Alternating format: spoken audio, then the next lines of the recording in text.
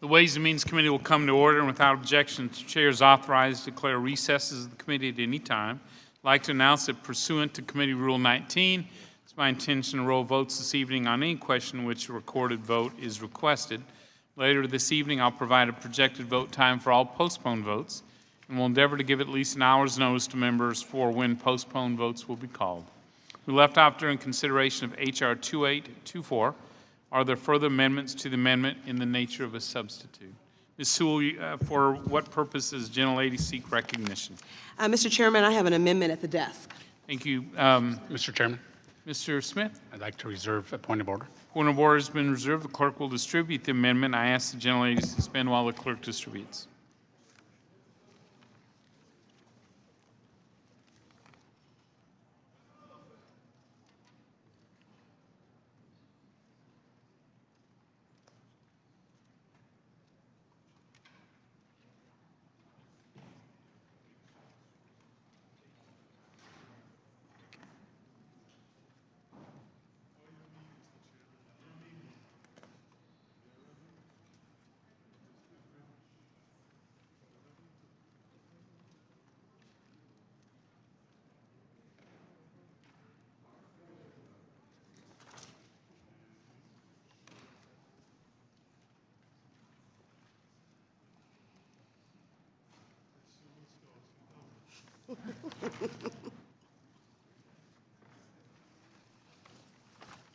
The gentlelady, Ms. Sewell, you're recognized for 5 minutes to speak on your amendment. Thank you, Mr. Chairman. I am offering an amendment which will ensure that home visiting programs continue to serve America's rural communities. To be clear, this amendment would not prevent states from efficiently allocating McV money to the communities where the greatest impact can be made.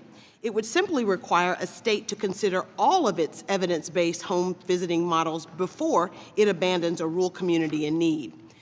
Mr. Chairman, I represent the rural Black Belt of Alabama, and 12 of the 14 counties in my district have McV home visiting programs that support underserved families. In 2015 alone, home visitors in Alabama made 43,644 home visits to 4,289 parents and children in 1,853 families. Since its creation, the McV program has intended to help our neediest families and communities. Unfortunately, the bill we are considering today, H.R. 2824, creates a loophole which would allow states to bypass our disadvantaged rural communities just because it may be more challenging to implement certain home visiting models in poor rural communities. I do not have to tell this committee that many of our rural counties across the country struggle with limited resources and lack infrastructure. Rural America faces many challenges, Mr. Chairman, but that does not mean that we should abandon them from providing, because it's more challenging to provide them with basic services. The obstacles faced by rural communities is all the more reason to double our efforts and ensure that they have access to home visiting services. I will admit that every home visiting model may not be designed to efficiently provide services in rural communities, but that is the beauty of McV programs. While some evidence-based home visiting models may be more suited to provide services in urban and suburban areas, others approved models like HIPPY, which is the home instruction for parents of preschool youngsters, have demonstrated that they are very effective in helping families in very poor and rural areas. The McV program was designed to be flexible and to serve diverse communities with a variety of evidence-based home visiting models. Unfortunately, the legislative challenges proposed in H.R. 2824 encourages states to give up on families that are harder to serve instead of embracing the flexibility and diversity of home visiting programs. Now, I note, Mr. Chairman, that the chairman's mark or the amendment in the nature of the substitute does make some changes, but I believe that those changes do not adequately address the loophole that still exists in this law. I believe Section 5 of H.R. 2824 still allows states to skip our rural communities until such time as they can develop the capacity to implement a specific model of home visiting. Our rural communities cannot wait. And there are evidence-based home visiting models that can be implemented effectively and start making a difference in our families' lives, like HIPPY. I ask my fellow committee members not to abandon rural America and to vote in favor of my amendment. I yield back the balance of my time, but before I do so, Mr. Chairman, I ask for unanimous consent to submit the support letters from from HIPPY USA as well as the Home Visiting Coalition. If I could submit them for the record. Yeah, without objection, Ms. Sewell. Now I yield back my time. So, Mr. Chairman Smith, you're recognized to speak on the amendment. Thank you, Mr. Chairman. I appreciate my colleague from Alabama raising her concerns. I do need to oppose the amendment. While developing this reauthorization bill, we worked with states and asked for feedback from them about their concerns that existing law and how it was interpreted, and they raised some concerns about certain requirements that were not reflective of local resources. And so I will say that this is the first I've seen of the amendment here today. I'm interested in resolving a challenge that you think there might be. I hope we can't delay things. I would assume your amendment is being made in good faith, but I think for the sake of moving the ball down the field, so to speak, we should proceed. I still need to oppose this amendment so that we can ultimately get this reauthorized and work from there. Mr. Smith, will the gentleman yield? I yield. So is the point you're making that you have an interest in working with Ms. Sewell in this area? There's some consequences. You want to fully understand what the impact would be. Exactly. But there's an interest in pursuing, sort of working through an amendment of this nature going forward. We don't want to stand in the way of communities wanting to solve problems. And so I would think that there would be a way to resolve this. Thank you. Would the gentleman yield? Yes. Mr. Smith controls time. Okay. Yes. Well, I want to thank the gentleman from Nebraska. I know that you also share my passion for rural parts of your district, and I think that my hope is that we can come to some resolution. I'm not sure if I think that the current language that I've offered as a part of the amendment would be the fix, because I think that the loophole that exists is that we're allowing more time and allowing certain states to, or any state really, to bypass providing home visiting services just because it may be more difficult in rural America. I believe that's the loophole in Section 5 that I would like to close, because I know, and you know, that those are the very communities that we really need these home visiting programs in. And while the nurse practitioners program may not work because of infrastructure needs in my district, HIPPY works really well in my district because it provides an opportunity for home instruction for those parents of those preschool youngsters. And so I just want, as I know you do, to make sure that the McVie programs actually address those programs that it's meant to address, which are the underserved communities. Well, thank you. Reclaiming my time, I want to be mindful of your concerns. I will say that the language in the bill is the result of interactions with stakeholders, communities, small and large. As you know, I represent a very rural district with 75 counties in one congressional district. So we have rural and we have remote. And this work product is a result of many a discussion with stakeholders in various areas. Rural, remote, and even urban. So with that, Mr. Chairman, I yield back. Thank you. Sewell, how would you like to proceed? We can proceed to discussion and a vote, or you have the option of withdrawing the amendment, work with Mr. Smith to see if we can't find a resolution going forward, but it's your call. Well, I don't want the gentleman from Nebraska to oppose my amendment, but I do feel like the language that's currently written still allows the loophole to exist, that a state could opt to not do a home visiting program just because a community in a remote area or a rural area may be more challenging. So I would hope that the gentleman would accept my amendment, but if he doesn't, I don't know at what point would I have an opportunity or he and I would have an opportunity to work to try to come to some So I would think before we move this bill to rules and to the floor would be the opportune time for that.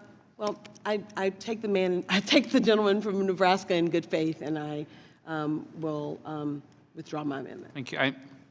Yeah, let's have a good discussion on this. So, the gentlelady withdraws the amendment, and we look forward to working with you. So, are there other amendments, further amendments to the amendment in the nature of a substitute? I have an amendment at the desk, Mr. Doggett, for what purpose does the gentleman seek recognition? Offer amendment? to advance the amendment that I have at the desk. Yes, sir. Mr. Oscom? Mr. Chairman, I reserve a point of order. Point of order has been reserved. The clerk will distribute the amendment. I ask the gentleman to suspend while the clerk distributes.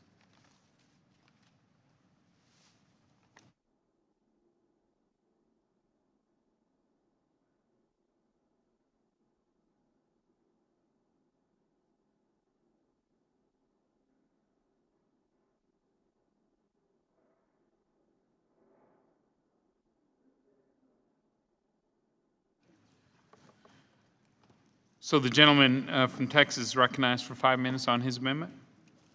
Thank you, Mr. Chairman. First, I would address the fact that a point of order has been raised to this amendment and the continued practice in the committee to separate and segment and divide legislation, whether we're talking about TANF or the Affordable Care Act or a number of other issues, and how that is designed to stymie any bipartisan participation in the development of this legislation by splitting it up, making germaneness points, and attempting to thwart the democratic process in the committee. It's really a development that grows in this committee in a way that I think is very unproductive.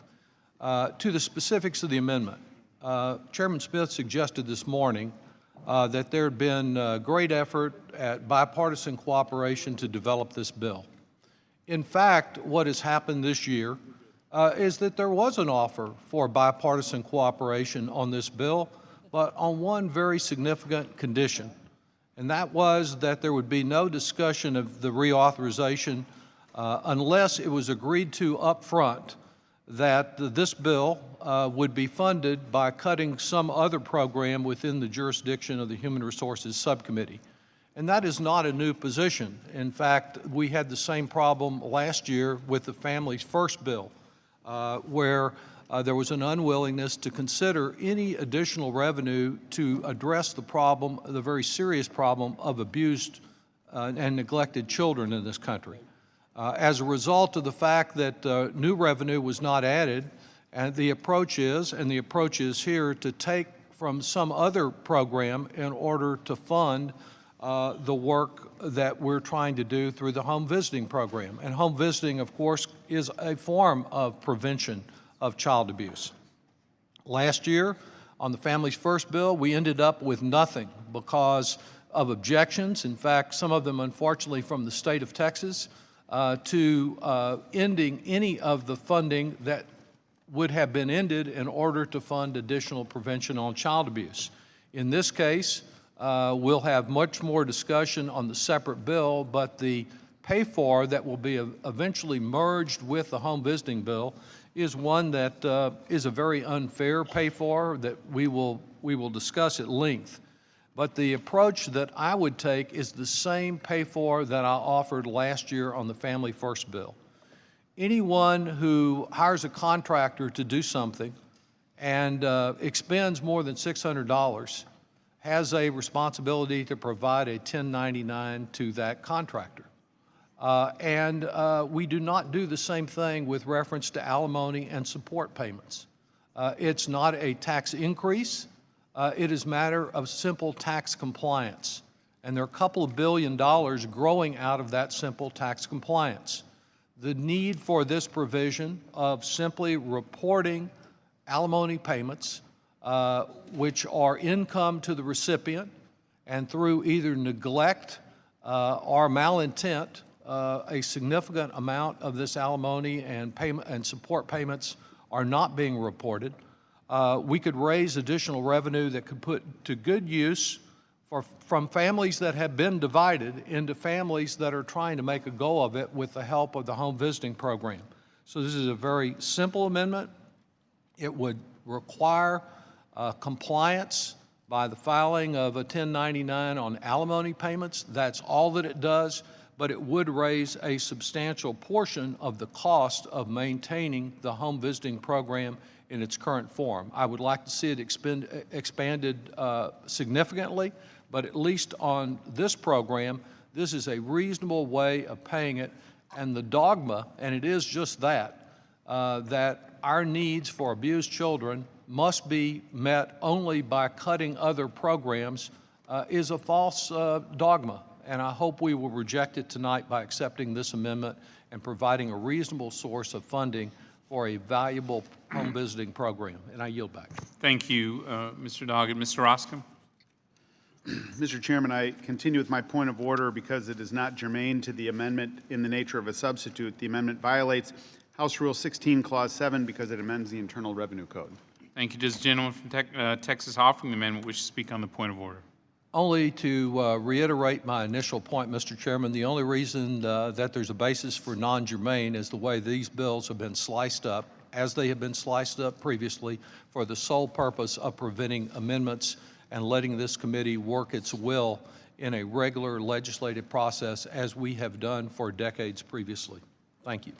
I'm prepared to rule the amendment is not germane to the amendment in nature substitute because it violates House Rule 16, Clause 7, by amending the Internal Revenue Code. Mr. Chairman, I respectfully challenge the ruling of the chair and ask for a recorded vote. So the question is on the motion to table the appeal of the chair's ruling. All those in favor signify by saying aye. Aye. Those opposed, no. No. Being chair, the ayes have it. The motion to table is agreed to. Are there further amendments to the amendment in the nature of a substitute?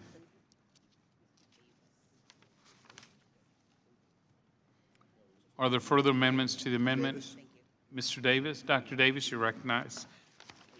Thank you very much, Mr. Chairman. So if the gentleman would suspend while the clerk distributes.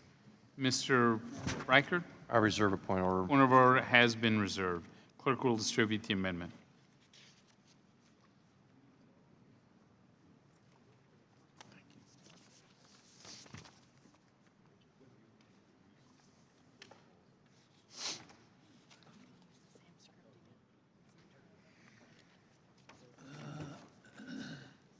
Thank you, Dr. Davis. You're recognized to speak on your amendment.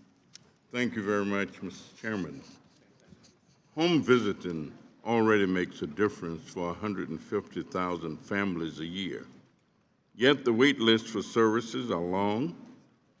At the current funding level, states have been able to serve only about 1/3 of counties identified as at risk. Nationally, only about 6% of families that could benefit from these services actually receive them, with access even lower in rural and tribal communities. Indeed, less than half of qualified applicants for a tribal MICV are funded. Despite a direct request from 826 child advocates to double funding, despite a request by the Association of State and Tribal Initiatives to expand funding, and despite multiple hearings praising evidence-based home visiting, the Republican bill fails to increase federal funding for home visiting by even 1 penny. Further, this bill exacts harmful cuts to home visiting services by requiring a dollar-for-dollar match, by allowing states to ignore the neediest communities that have limited infrastructure, putting rural families at great risk of having no home visiting, and by diverting millions of dollars from current recipients for a pay-for-success pilot. States already have a maintenance of effort requirement to get McV. This bill risks states divesting in home visiting with the steep state match. The Republican bill also sets McV up for failure by defining success to include employment and earning when MCV is not a job training program. I offer my amendment to strike H.R. 2824 and replace it with a clean 5-year reauthorization that doubles the funding for this proven evidence-based program. Importantly, my amendment is supported by the Home Visiting Coalition and the First Focus Campaign for Children. I proudly lead H.R. 3525, the Home Visiting Works Acts, with Representatives DeJette, Doggett, and Castor, and dozens of co-sponsors that will double funding for MCV. The changes in H.R. 2824 were not requested by the home visiting community nor national experts, and several have spoken out in opposition. These purely partisan changes score cheap political victories at the expense of vulnerable families. We should reject these changes and increase funding to allow this bipartisan, evidence-based program to continue.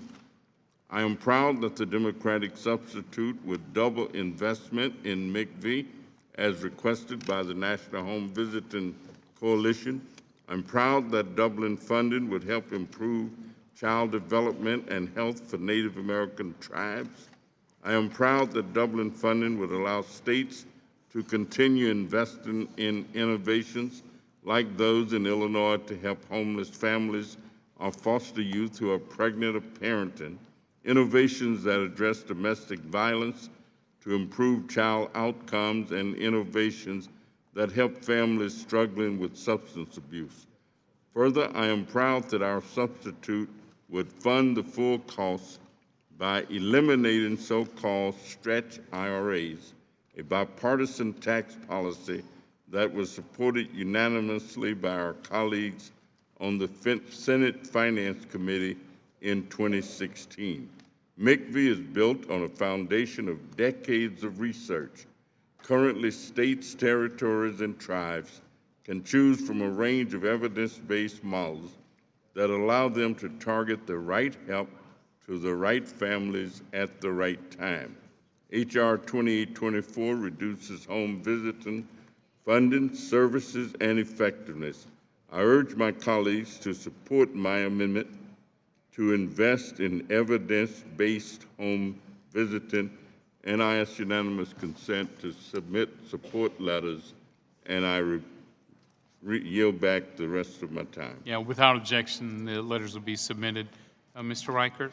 Mr. Chairman, I make a point of order to the amendment because it's not germane to the amendment in the nature of a substitute. The amendment violates House Rule 16, Clause 7, because it amends the Internal Revenue Code. This gentleman offering the amendment wish to speak on the point of order. Dr. Davis? Yes. The gentleman is recognized. Mr. Chairman, I assist that the point of order is in fact not warranted, that the amendment points out the attributes of this tremendous program, and I yield back the balance of my time. Thank you. I am prepared to rule the amendment is not germane to the amendment in nature substitute because it violates House Rule 16, Clause 7 by amending the Internal Revenue Code. The point of order is sustained. The amendment is not in order. Mr. Chairman, I respectfully appeal the ruling of the chair. Thank you. Mr. Chairman, I move to table the appeal. Thank you. Dr. Davis appeals the ruling, and Mr. Reichert moves the table. Questions on the motion to table the appeal of the chair's ruling? All those in favor signify by saying aye. Aye. Those opposed, no. The opinion of the chair, the ayes have it. The motion to table is agreed to. Are there further amendments on the amendment? Yes, Doctor. Ordered vote. Sure. The vote will be postponed pursuant to our earlier discussion. Are there further amendments to the amendment in the nature of a substitute? Yes, Dr. Davis. I have another amendment. Thank you, Mr. Reichert. Mr. Chairman, I reserve a point of order. Point of order has been reserved. The clerk will distribute the amendment. I ask the gentleman to suspend while the clerk distributes.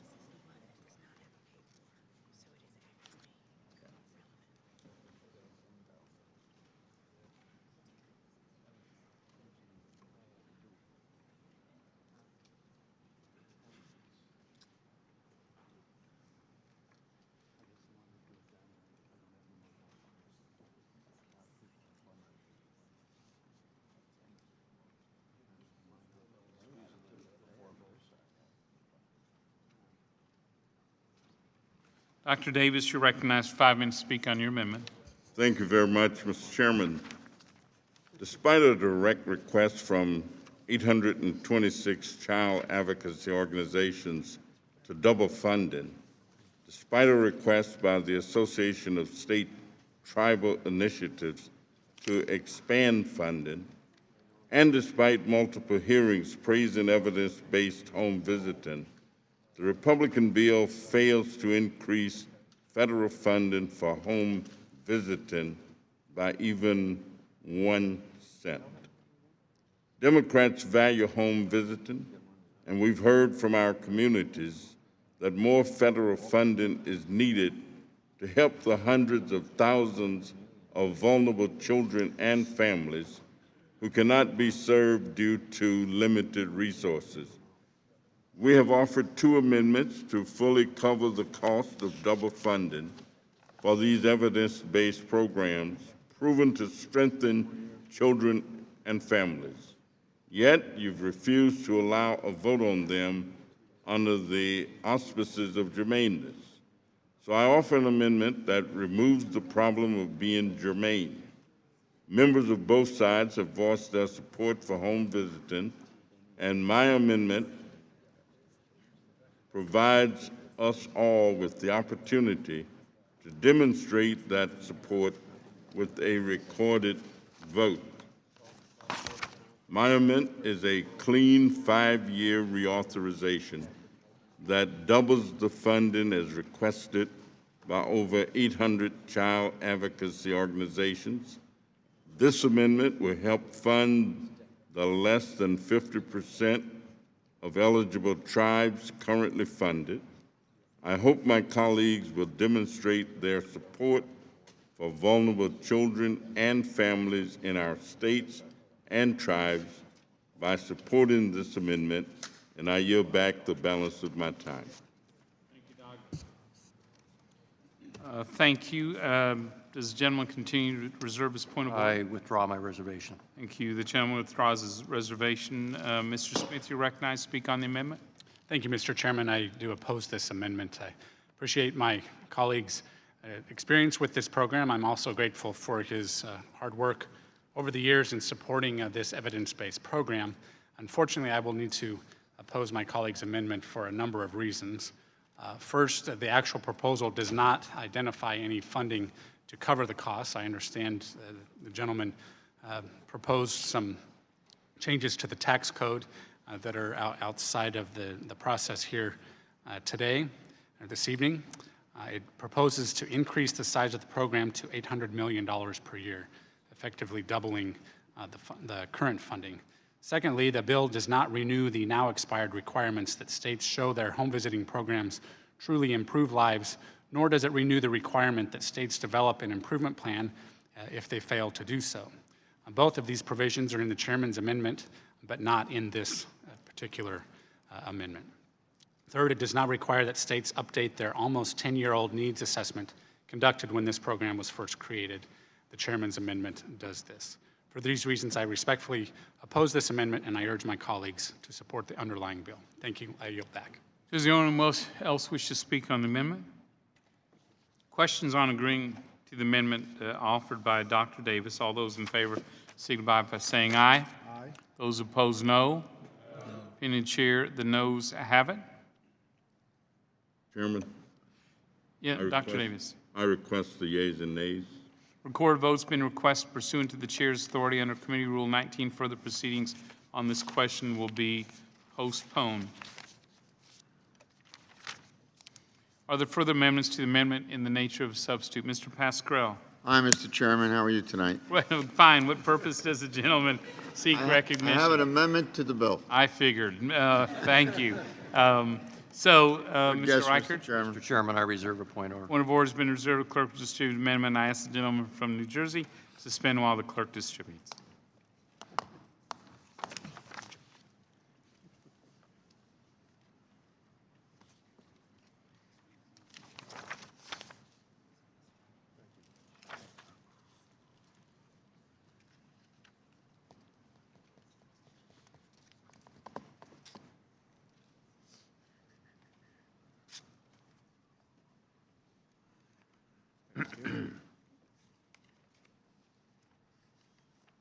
Thanks.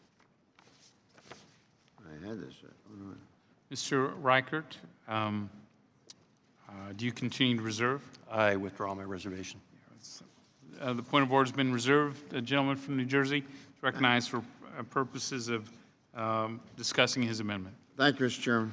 My amendment would strike the provision in the bill that would add, quote, increasing employment and earnings to the McV program's measured outcomes. We obviously share the goal of increasing employment and earnings across the country. However, home visiting is not an employment program.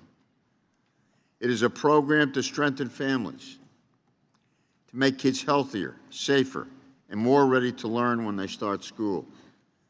Those are the outcomes home visiting models strive for, and those are the outcomes they achieve. In my district, Mr. Chairman, I know the good that these programs do. In Passaic County, our home visiting program worked with a pregnant mom expecting a child with a heart defect. The baby required open heart surgery shortly after being born in July. After the surgery, the newborn continued to have health complications, and at times his mom felt depressed, hopeless, feared that her child was not going to survive. The home visiting program's family support worker was able to assist the mom by connecting her to services, providing her with emotional support, and supporting her and acting as a liaison with the hospital. We know the negative impact that postpartum depression can have on new moms and their babies. And the home visiting program was able to connect this mom to supportive resources and alleviate her depression so that she could be a healthy and present mother. I'm happy to report that after nearly 3 months in the hospital, this little boy is finally able to go home. And his mom continues to work with the home visiting program in northern Jersey. Now, I don't think anyone can hear that story and not see value in the services that are provided. This home visiting program helped a mom navigate her newborn son's health care crisis and manage the mental health issues associated with it. But under the provision that my amendment is seeking to strike from the bill, this outcome would not be measured as a success. And I believe there's something wrong with that. Most home visiting models focus on families with newborns or very small children, and they focus on building a parent-child bond. Many home visiting programs focus on teen parents and young mothers, and the priority is to keep them in school and make sure they continue their education. There are currently 18 evidence-based home visiting models. None of them provide employment services. None of them measure employment and earnings. Home visitors have raised concerns that having to ask families about employment and earnings is intrusive and would undermine the relationship they are trying to build with the families, even if the data is collected without specifically asking the families for it. Knowing their performance is being measured based on their clients' labor force participation will likely make home visitors feel they have to press their clients to work, even if, like the case of the mom in Passaic County, that shouldn't be the main objective. Additionally, this bill provides no new funding, so any resources devoted to supporting work would have to be diverted from McV's core purposes. I want to reiterate that point, Mr. Chairman.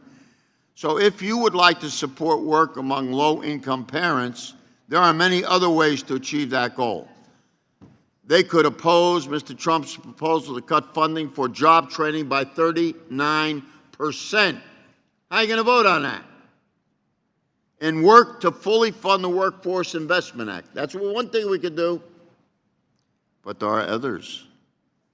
Here's else.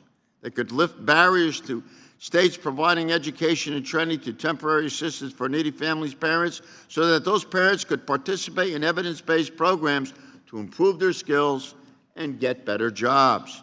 Third, they could stop trying to decimate the social services block grant, a flexible funding source states can use to support working parents.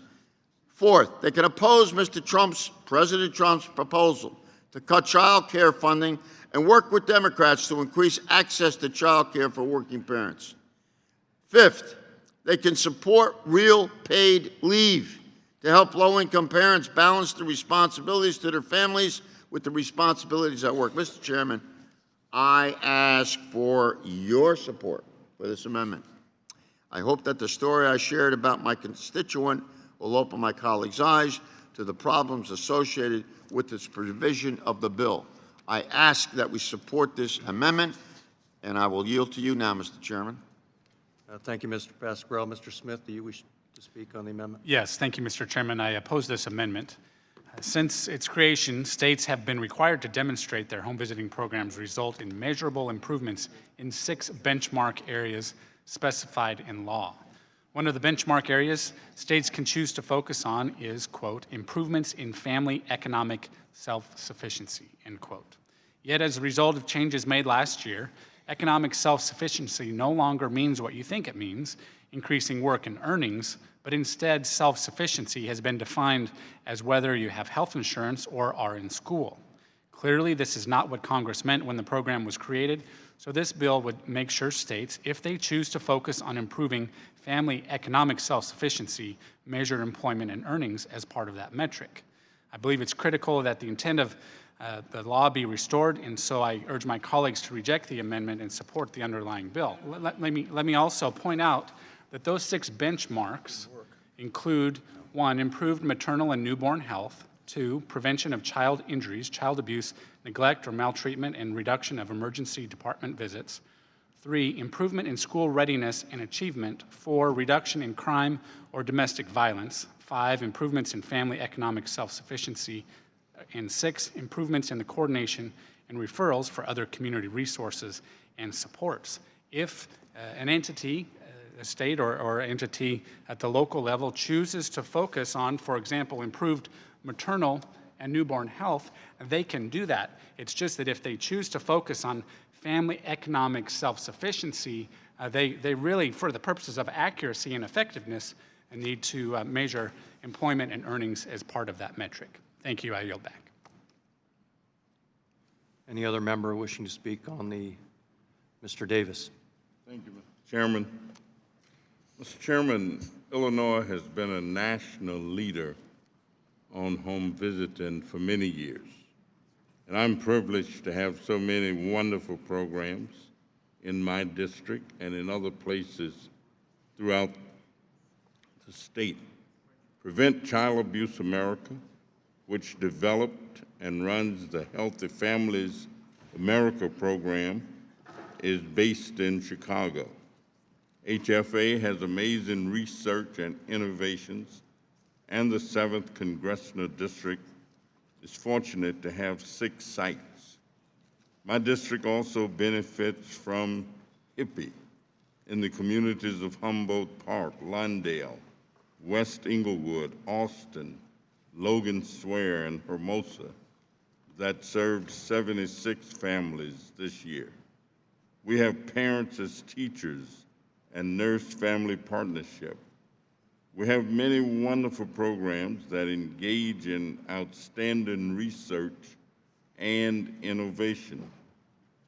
These programs improve child development and health, school readiness, and parenting skills. None of these measure employment or earnings or require these elements as a part of the program. I urge support for Mr. Pascrell's amendment and yield the balance of my time to him. Thank you, Mr. Chairman. Mr. Chairman, let me reiterate that this bill provides no new funding.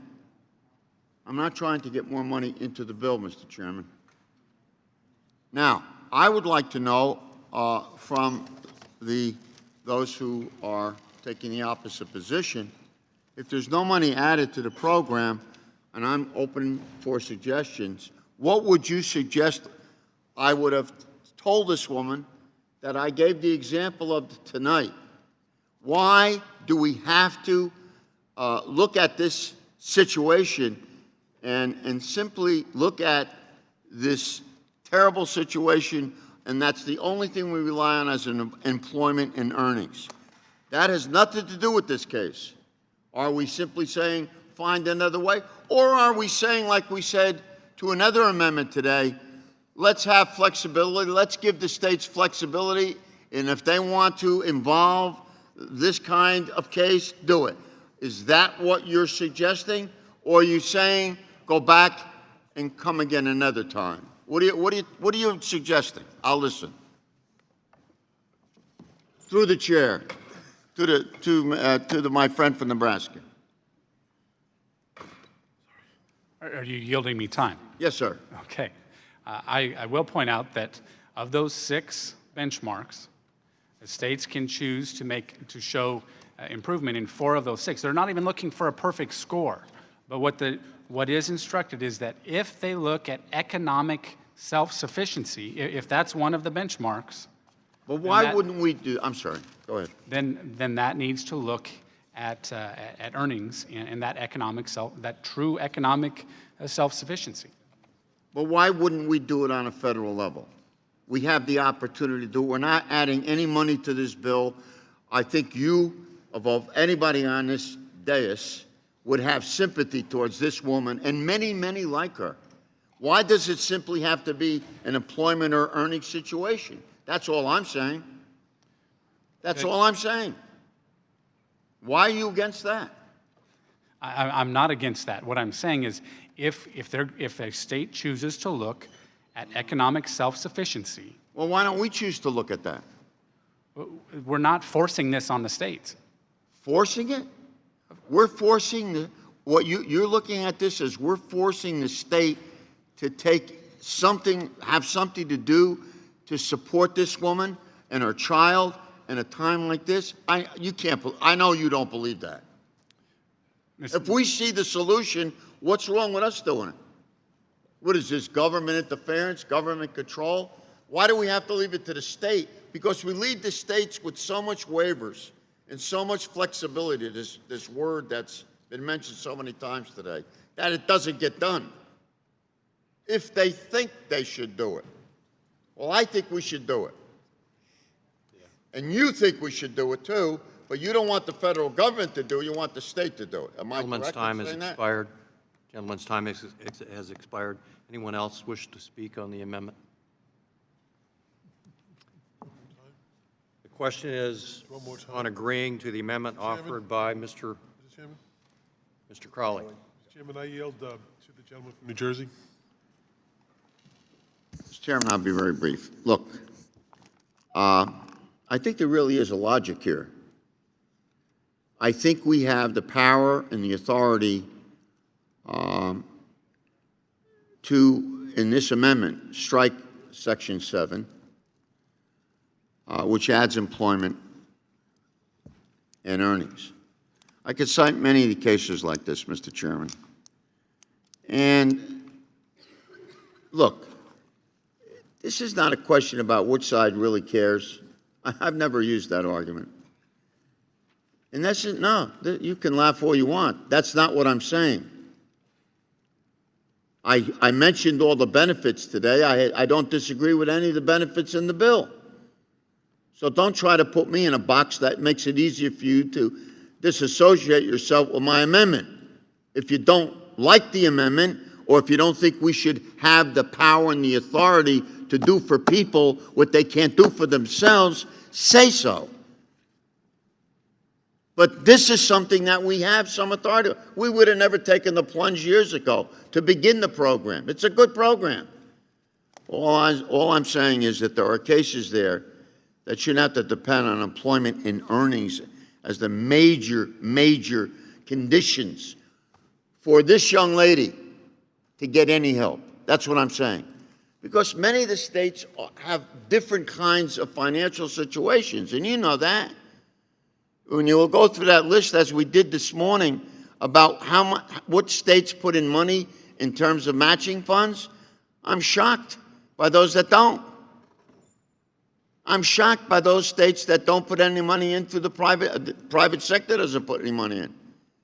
So we have the authority and the power under the law to pass an amendment that'll make it easier for people like this throughout the United States. And it's not gonna cost us one dime.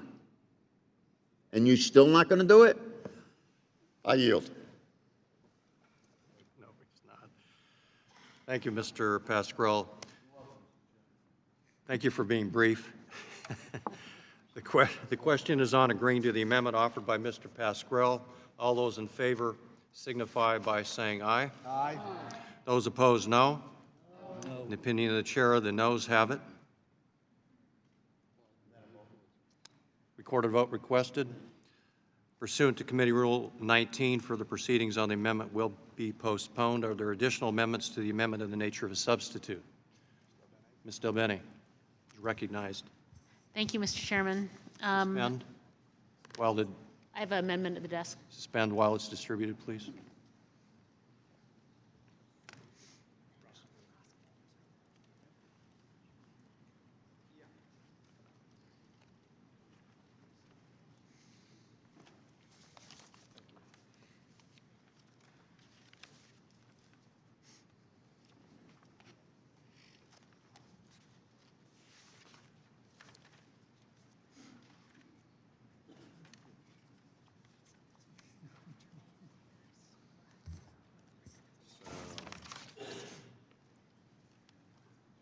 Mr. Roscom?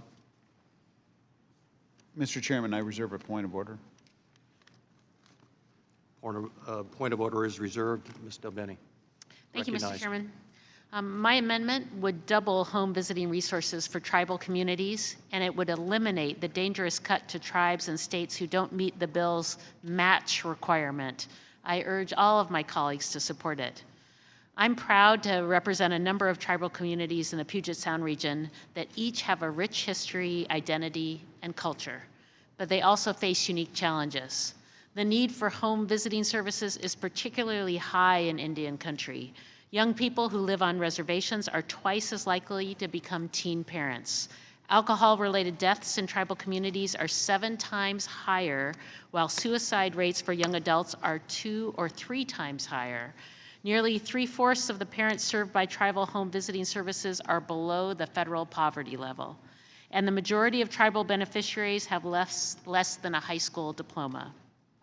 The good news is that tribes are already using home visiting resources to implement evidence-based models that have decreased depression, substance abuse, and stress among parents, while improving health among children. And 77% of tribal home visiting programs have improved family outcomes in at least 4 different areas, such as improving maternal and newborn health, reducing child abuse and neglect, increasing school readiness, reducing domestic violence, and strengthening parents' economic self-sufficiency.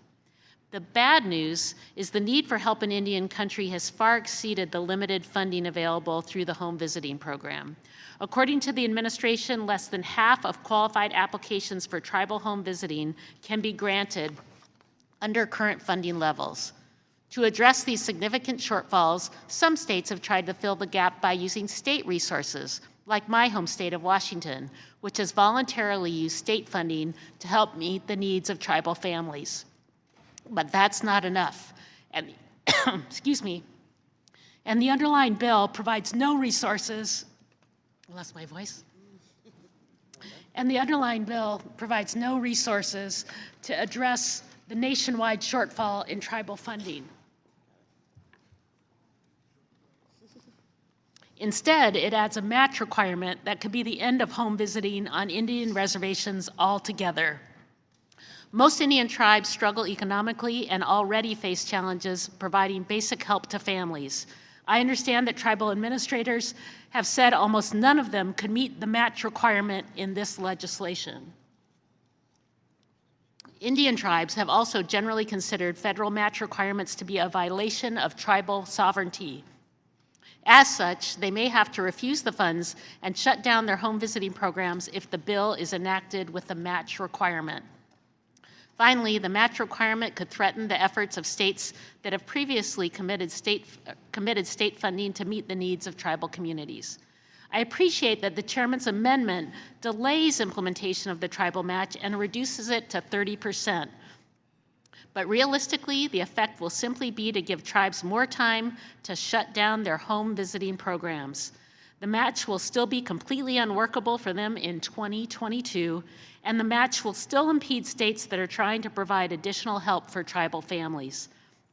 The federal government has a responsibility to help our tribal communities to support their people, strengthen their families, and expand economic opportunity. That's why I urge my colleagues to vote yes on this amendment, and I reserve the balance of my time. Mr. Ross. Mr. Chairman, I withdraw my reservation.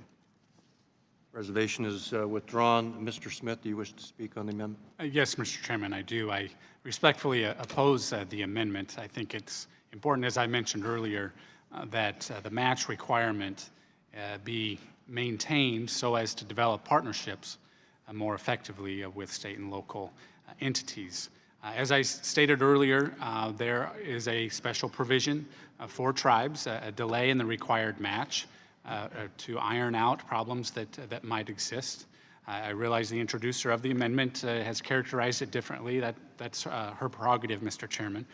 But I think there has been a great deal of diligence and efforts to work on the true needs that these entities are facing.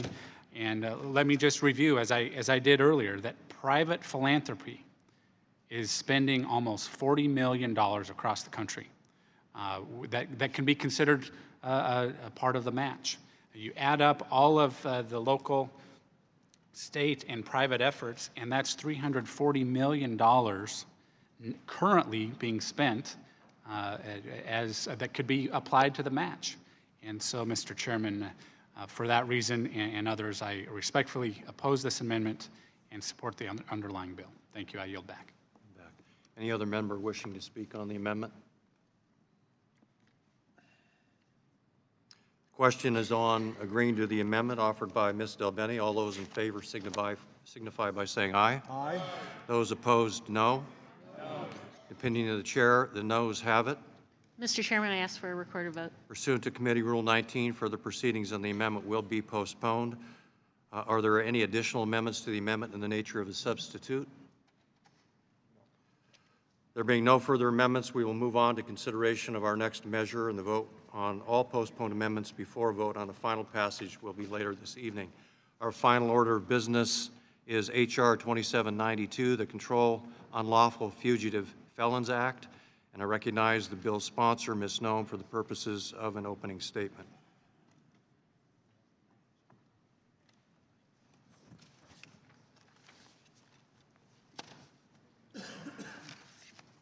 Thank you, Mr. Chairman. And Mr. Chairman, I want to thank you for holding today's markup. And according to FBI statistics, my home state of South Dakota has experienced an alarming increase of violent crime over the last decade, mostly fueled by drug addiction. This epidemic strains our state's resources and exposes our communities to domestic violence, neglect, sexual abuse, and trafficking. The situation is even worse in South Dakota's Native American communities. In 2016, the murder rate on the Pine Ridge Indian Reservation jumped 90%, primarily as a result of drugs and gangs. The violence is not confined to the reservations and has spread across our state. To tackle the threats of drugs and gang violence, law enforcement needs every single tool available. And that's why my bill The Control Unlawful Fugitive Felons Act is so important. This legislation not only stops benefits from going to those who are not following the law, but it also helps law enforcement apprehend suspects. It does this by suspending monthly supplemental security income payments to individuals who have outstanding arrest warrants for felonies, parole violations, or probation violations. This policy, originally included in the 1996 welfare reform, is a critical tool for law enforcement. In 2007, the report by the Social Security Administration's Inspector General found that this policy aided law enforcement in apprehending almost 60,000 individuals who were evading arrest for outstanding warrants. In fact, law enforcement think this policy is so effective that the Fraternal Order of Police, the National Sheriff's Association, and the South Dakota Sheriff's Association have expressed support for the CUF Act. Some may tell you that this bill would stop benefits to poor, disabled individuals because of misfiled paperwork or miscommunication. Simply put, if an individual has an outstanding warrant, it must be addressed and cleared. This bill does nothing to change that. We should not expect otherwise in a nation of laws. For those who have concerns that it targets minority populations caught up in overcriminalization or overly harsh sentencing, I would say that these issues are absolutely important, and I look forward to us having conversations about criminal justice reforms this Congress. However, this conversation is outside the scope of this legislation and outside the scope of this committee's jurisdiction. My legislation does not speak to the content of a warrant, just the fact that one exists. That decision to grant a warrant is made by a judge in a court of law, not by the Social Security Administration, and it should not be the duty of the American taxpayer to subsidize individuals who are wanted by the police. Let me be clear, under my bill, nobody would lose their SSI benefits because of misdemeanor offenses, merely having parking tickets, petty theft, or even driving under the influence. This bill stops payments to individuals who have outstanding warrants for felonies. There are crimes like murder, rape, and kidnapping. It also stops payments to individuals with probation and parole violations, limiting their ability to evade arrest. Supplemental security income is a lifeline to those most in need. We must ensure we're not further facilitating criminal activity in communities that are all too often already struggling. I ask my colleagues to support this common sense bill, and with that, Mr. Chairman, I yield back. Thank you, Ms. Nome. Dr. Davis, you're recognized for an opening statement. Thank you, Mr. Chairman. Mr. Chairman, H.R. 2792 returns federal law to a failed policy that disproportionately harms elderly, disabled, low-income, African Americans, Native Americans, and Latino individuals, which is why 119 civil rights, disability, and retirement organizations oppose cutting SSI for McPhee. Current law already prohibits SSI payments to individuals fleeing law enforcement.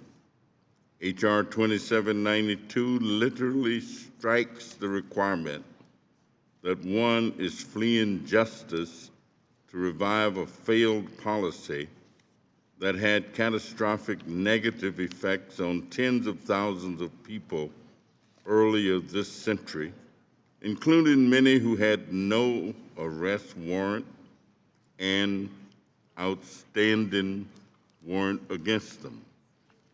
Given that SSI is only available to people who are low income, elderly, and disabled, H.R. 2792 will necessarily disproportionately harm the elderly and disabled who are poor. Within the population of adult recipients of SSI, approximately 83% are disabled, 1/3 are age 65 and older, and 2/3 are age 50 and older. Given the well-documented racial and ethnic disparities in the criminal justice system, the reliance on a criminal justice database to impose SSI cuts will disproportionately harm African American, Native American, and Latino elderly and disabled individuals. A 2015 report by the Brennan Center for Justice at New York University School of Law found that although Caucasians are more likely to sell drugs and equally likely to use drugs, African Americans are arrested almost 4 times as often as white individuals for selling drugs and twice as often for drug possession. African American and Latino defendants are more than twice as likely as their white counterparts to experience pretrial detention. African American and Latino defendants experience longer parole and probation periods than their white counterparts, increasing the likelihood of low-level or technical violation. African American and Latino defendants experience greater hardship from criminal justice collection and fees. The Sentencing Project released a report this week showing the black-white disparities in juvenile incarceration have grown. Black youth were 5 times as likely as white youth to be held. In 6 states, black youth are at least 10 times as likely to be held in placement as white youth: New Jersey, Wisconsin, Delaware, Connecticut, and Massachusetts. The 2009 National Council on Crime and Delinquency report found that Native Americans are admitted to prisons over 4 times and arrested at 1.5 times the rate as whites, with youth being jailed with adults at twice the rate. In 2016, the Council of State Governments found that Native Americans make up just 7% of Montana's population, but nearly 20% of arrests and more than 1/4 of those arrested for parole violations and apparent failures. This bill, Mr. Chairman, will simply take us backwards in terms of criminal justice, pursuing and arresting people for whom there is no need, who pose no threat, and I urge that we resist it. I yield back, Mr. Chairman. Thank you. The committee will now proceed to consideration of H.R. 2792 without objection. Measure will be considered as read and open for amendment at any point. This time I offer an amendment in the nature of substitute, which was distributed in advance, along with the green sheet explaining it. Without objection, the amendment in the nature of a substitute shall be considered as read, open for amendment at any point, considered base text for purpose of amendment. I'll now turn to Ann DeCicero, Staff Director for the Human Resources Subcommittee, to provide the technical description of the amendment in the nature of a substitute, with an emphasis on the changes made since introduction. I ask that members hold their questions until after her presentation. Ms. DeCicero. Thank you, Mr. Chairman and Ranking Member Neal. H.R. 2792, the Control Unlawful Fugitive Felons Act, or CUF Act, amends the Social Security Act to prohibit an individual who is the subject of an outstanding arrest warrant for a felony or parole or probation violation from receiving monthly SSI, supplemental security income payments, restoring the original intent of the 1996 law. As reflected on the green sheet distributed yesterday, the Chairman's amendment in the nature of a substitute modifies H.R. 2792 as introduced by, on page 2, line 1, striking titles 2 and 8 from the section heading, striking page 2, line 5 through page 4, line 20, the provisions amending titles 2 and title 8 of the Social Security Act. On page 4, line 21, redesignating paragraphs 1 through 3 as subsections A through C respectively. On page 5, striking and a federal state. On page 6, line 6, striking, quote, after the date that is 1 year following the date of enactment of this provision, end quote, and insert on or after January 1, 2021, end quote, allowing more than 3 years for SSA to implement this provision. Mr. Chairman, that completes my walkthrough, and I'm happy to answer any questions. Thank you. Are any questions about the amendment in the nature of substitute? Mr. Neal, you're recognized. Chairman, Thank you for that presentation. And I understand the point that Ms. Noam's attempting to make here, but I must probe a little bit with you and ask you just a couple of questions. So if somebody neglected to pay a speeding ticket and then didn't show up once a warrant had been issued, does that qualify as a benefit cut? No, it would have to be an arrest warrant for a felony, not for a misdemeanor, which is generally what a But if you ignore a warrant, does that not become a felony? I'm not an expert on criminal procedure. Our understanding is that it would have to be a warrant for a felony, not for a misdemeanor. Gentleman yield? Yes, Sheriff. I have a little bit of experience there. So if the offense is a misdemeanor, the warrant is still a misdemeanor warrant. It doesn't turn into a felony. Would you, during your time as sheriff, have been compelled to serve papers and a notice on somebody to compel them to show at a court proceeding? Well, the judge orders the warrants and the court orders and the warrants are given to the sheriff's office and they're distributed to a warrants unit. Right. And they would search out the person whose name is on the warrant or the court order. So it's a judge's order. Okay, and what if the person ignored the warrant? Does that elevate the charge? Well, no. No, if you've got a traffic ticket and you have a traffic warrant, it's a traffic warrant. It's a misdemeanor warrant. What if you were involved in an accident? It depends upon the injuries in the accident, and it also depends upon the charges. So if it's a hit and run, and there are serious injuries and fatality, that could reach the level of a felony. Driving after a license had been suspended? No. That's a gross misdemeanor. Now, I'm speaking, of course, No, I understand. Washington State, but generally speaking, that would be a gross misdemeanor. Thank you, Mr. Chairman. Thank you. And are there any other questions about the amendment and nature substitute? Mr. Thompson? Thank you, Mr. Chairman. If one of these individuals who had a warrant on them and was denied their benefits were living in a, say, skilled nursing facility and their benefits went away, who would pay the cost of this individual at that time? Individuals who live in a skilled nursing facility, would it be a Medicaid facility? It would presumably be a Medicaid facility because these are low-income individuals.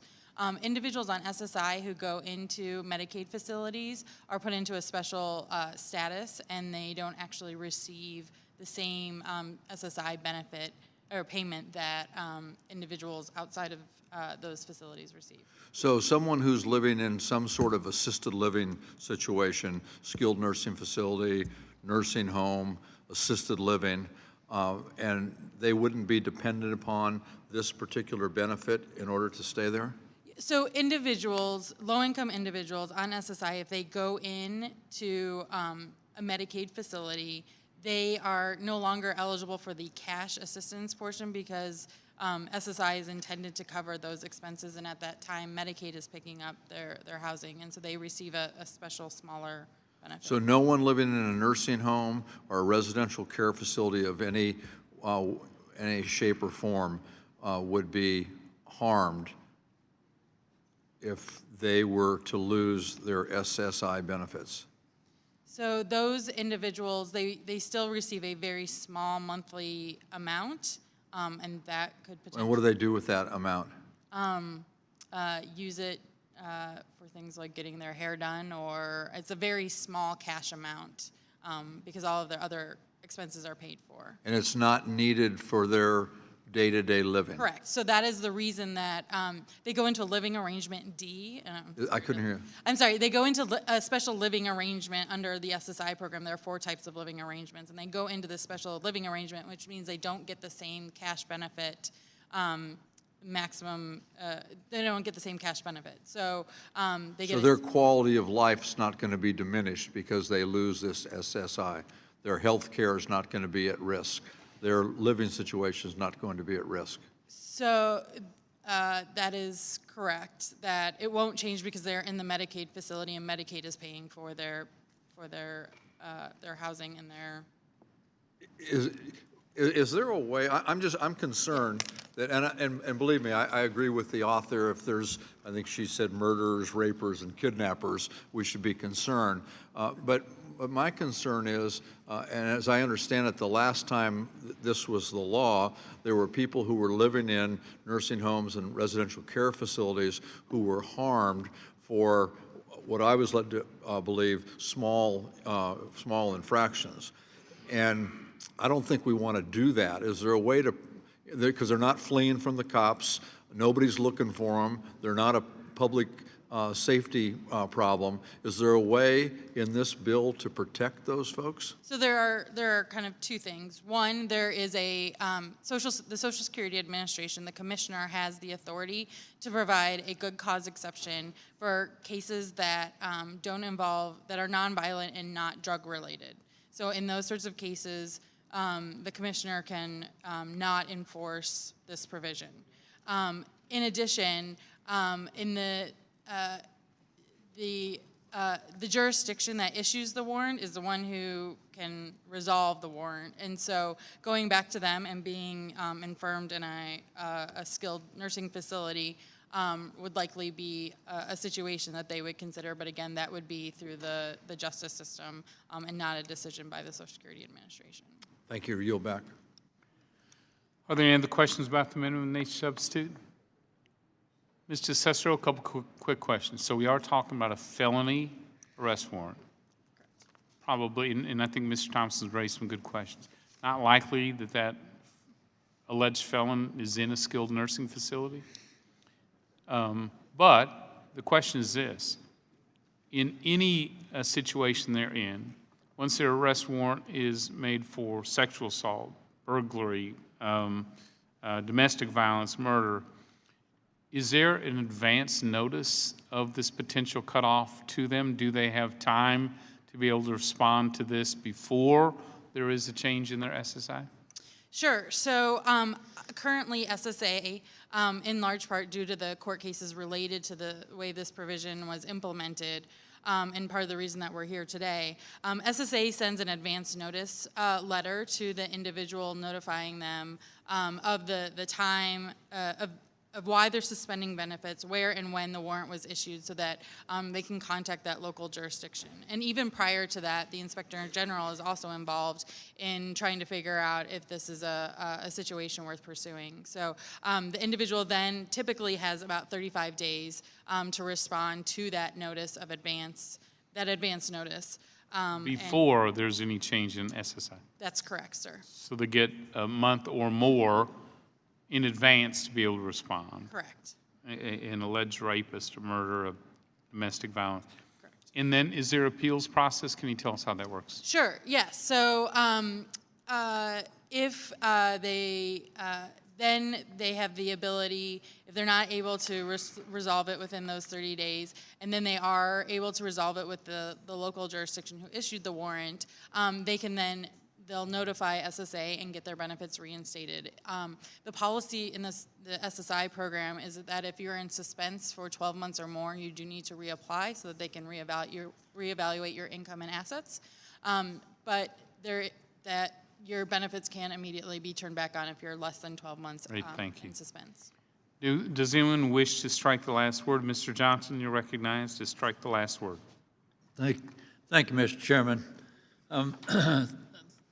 I'm pleased to see that this markup includes part of a bill that Congresswoman Noem and I have put forward, known as the Cuff Act. In 1996, President Clinton signed the Welfare Reform Act into law, and this bill stopped fugitive felons, as well as probation and parole violators, from getting supplemental security income, or SSI payments. I was proud to support this important legislation. Later, in 2004, Congress expanded this policy to ensure these lawbreakers couldn't receive Social Security benefits either. However, over the time, the courts undermined these common sense laws, and today they are significantly limited in both scope and effectiveness. It's now necessary for Congress to take action once again. The portion of the Cuff Act that we are considering today will restore the original intent of Congress. It will prevent those who are subject to felony arrest warrants or parole violations from receiving monthly SSI payments.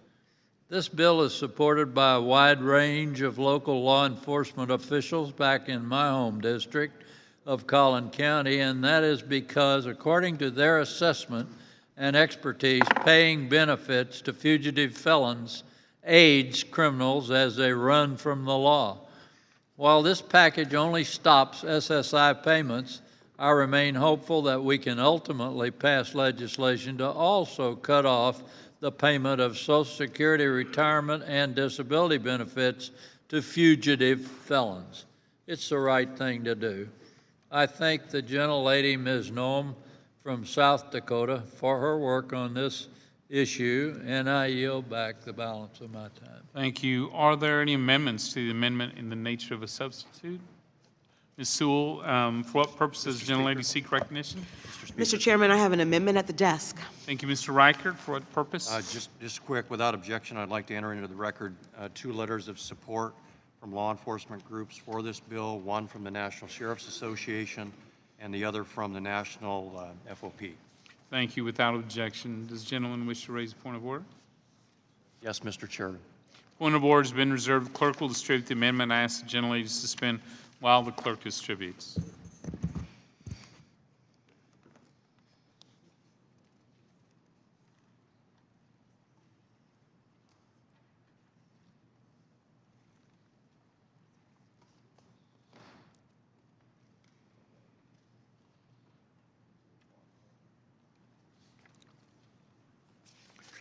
Ms. Sewell, gentlelady is recognized for 5 minutes to speak on her amendment.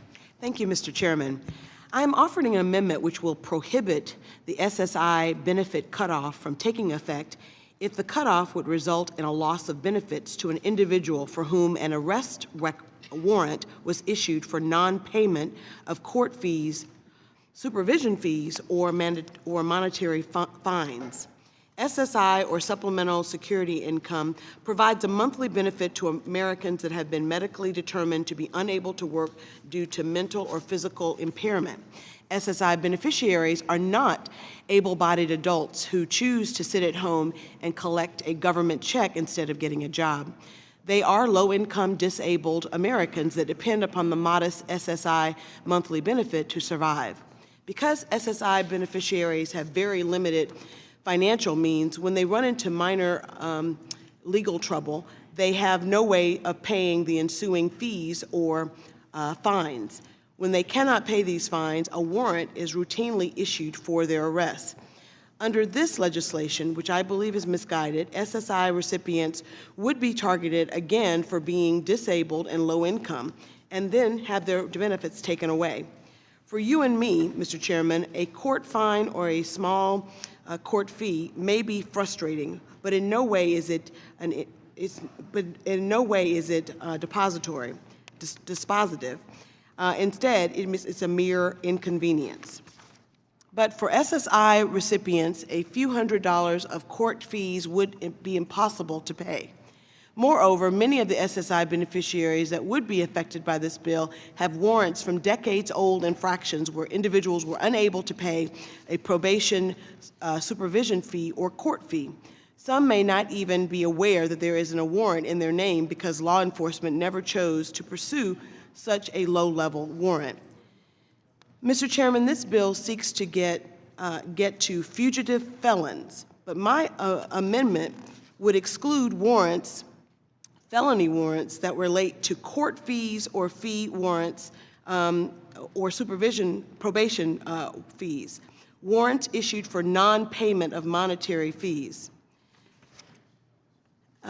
This, in effect, I believe, as drafted, the bill would be effectively an additional punishment to SSI beneficiaries, one that would have severe consequences. Let's consider the case of Elaine Clark, who was the named plaintiff in the litigation that overturned this policy previously when it was the law. Elaine Clark had been placed on probation and ordered to pay restitution. However, when she was diagnosed with end-stage renal failure and other ailments, she was no longer able to work. Her only income was Social Security check. As a result, she was unable to pay restitution on schedule. The authorities in Santa Clara County, California, recognized her situation and were prepared to extend her period of probation to give her more time to pay. However, under state law, in order to extend the probationary period, they had to issue a warrant to bring the matter back to court, so the probationary period would be extended, or could be extended. Mr. Speaker, I believe that my amendment would prohibit SSI benefit cutoff from taking effect if it would cause a loss of benefits for individuals for whom an arrest warrant was issued for non-payment of court fees, supervision fees, or monetary fines. As we have learned, many local jurisdictions rely on court fees and other fines to support their municipal budgets. These include fees charged to those under court supervision. However, many of the people charged with these fees have no way to pay them, and some, including those that are SSI beneficiaries, are unable to work due to their severe disability. I believe that it's really important for us to get at those quote-unquote fugitive felons and not those that are caught up in this misguided bill because they were unable to pay for monetary fees. I ask my colleagues to support my amendment, which I believe is a common sense amendment that would make this bill better. I urge my colleagues to support my common sense amendment, and I yield back the balance of my time. Thank you, Ms. Nomi. You're recognized to speak on the amendment. Well, thank you, Mr. Chairman, and I thank the gentlewoman for her amendment and for the discussion that we're having, because I do think it's very important. She talked about people may not be aware of the fact that they have a warrant in their background, and this actually gives them an opportunity to realize that there is an outstanding arrest warrant that must be cleared, and informs the unaware individual of the existence of such an outstanding warrant, affording them an opportunity to clear their name. I do want to clarify that this legislation only deals with felony warrants, not for fees that may be due for misdemeanor acts, late court fees. And even if it is a felony warrant and they're notified, they do have the 35 days of notice to contact and make arrangements to get back in good standing or clear up the misunderstanding. Beyond that, within the legislation, we have given SSA 4 years to implement this provision.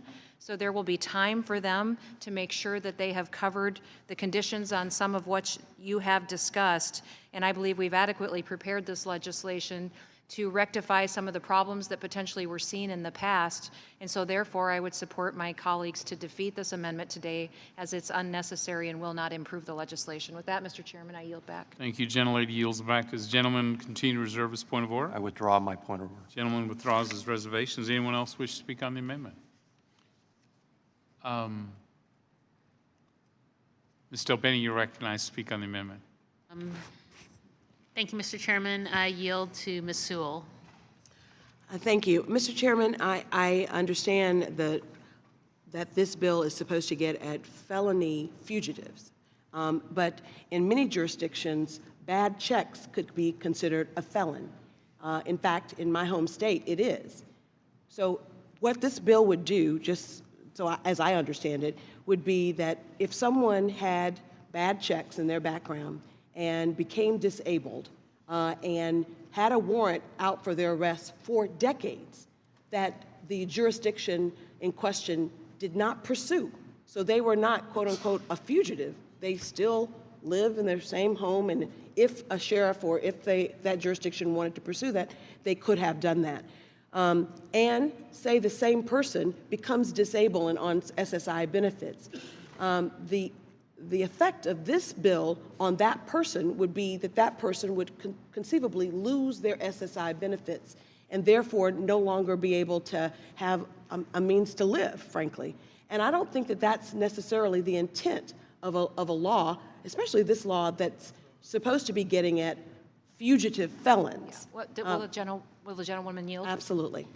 And I think that during the description of the bill, that discussion was had, that the SSA administrator has provisions and the ability to look at situations such as that are nonviolent, that could be addressed in that situation. Again, if this person didn't know they had felony warrants out in their background, this gives them time to be aware of that situation, to contact SSA to rectify the situation, to get back in good standing.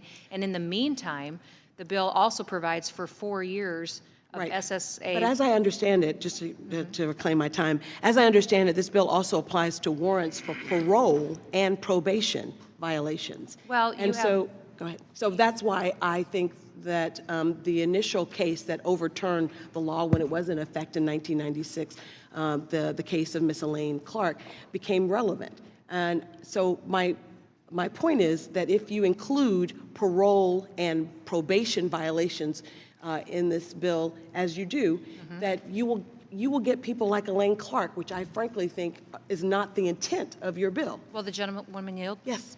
Just remember that the parole and violations are parole violations on felonies.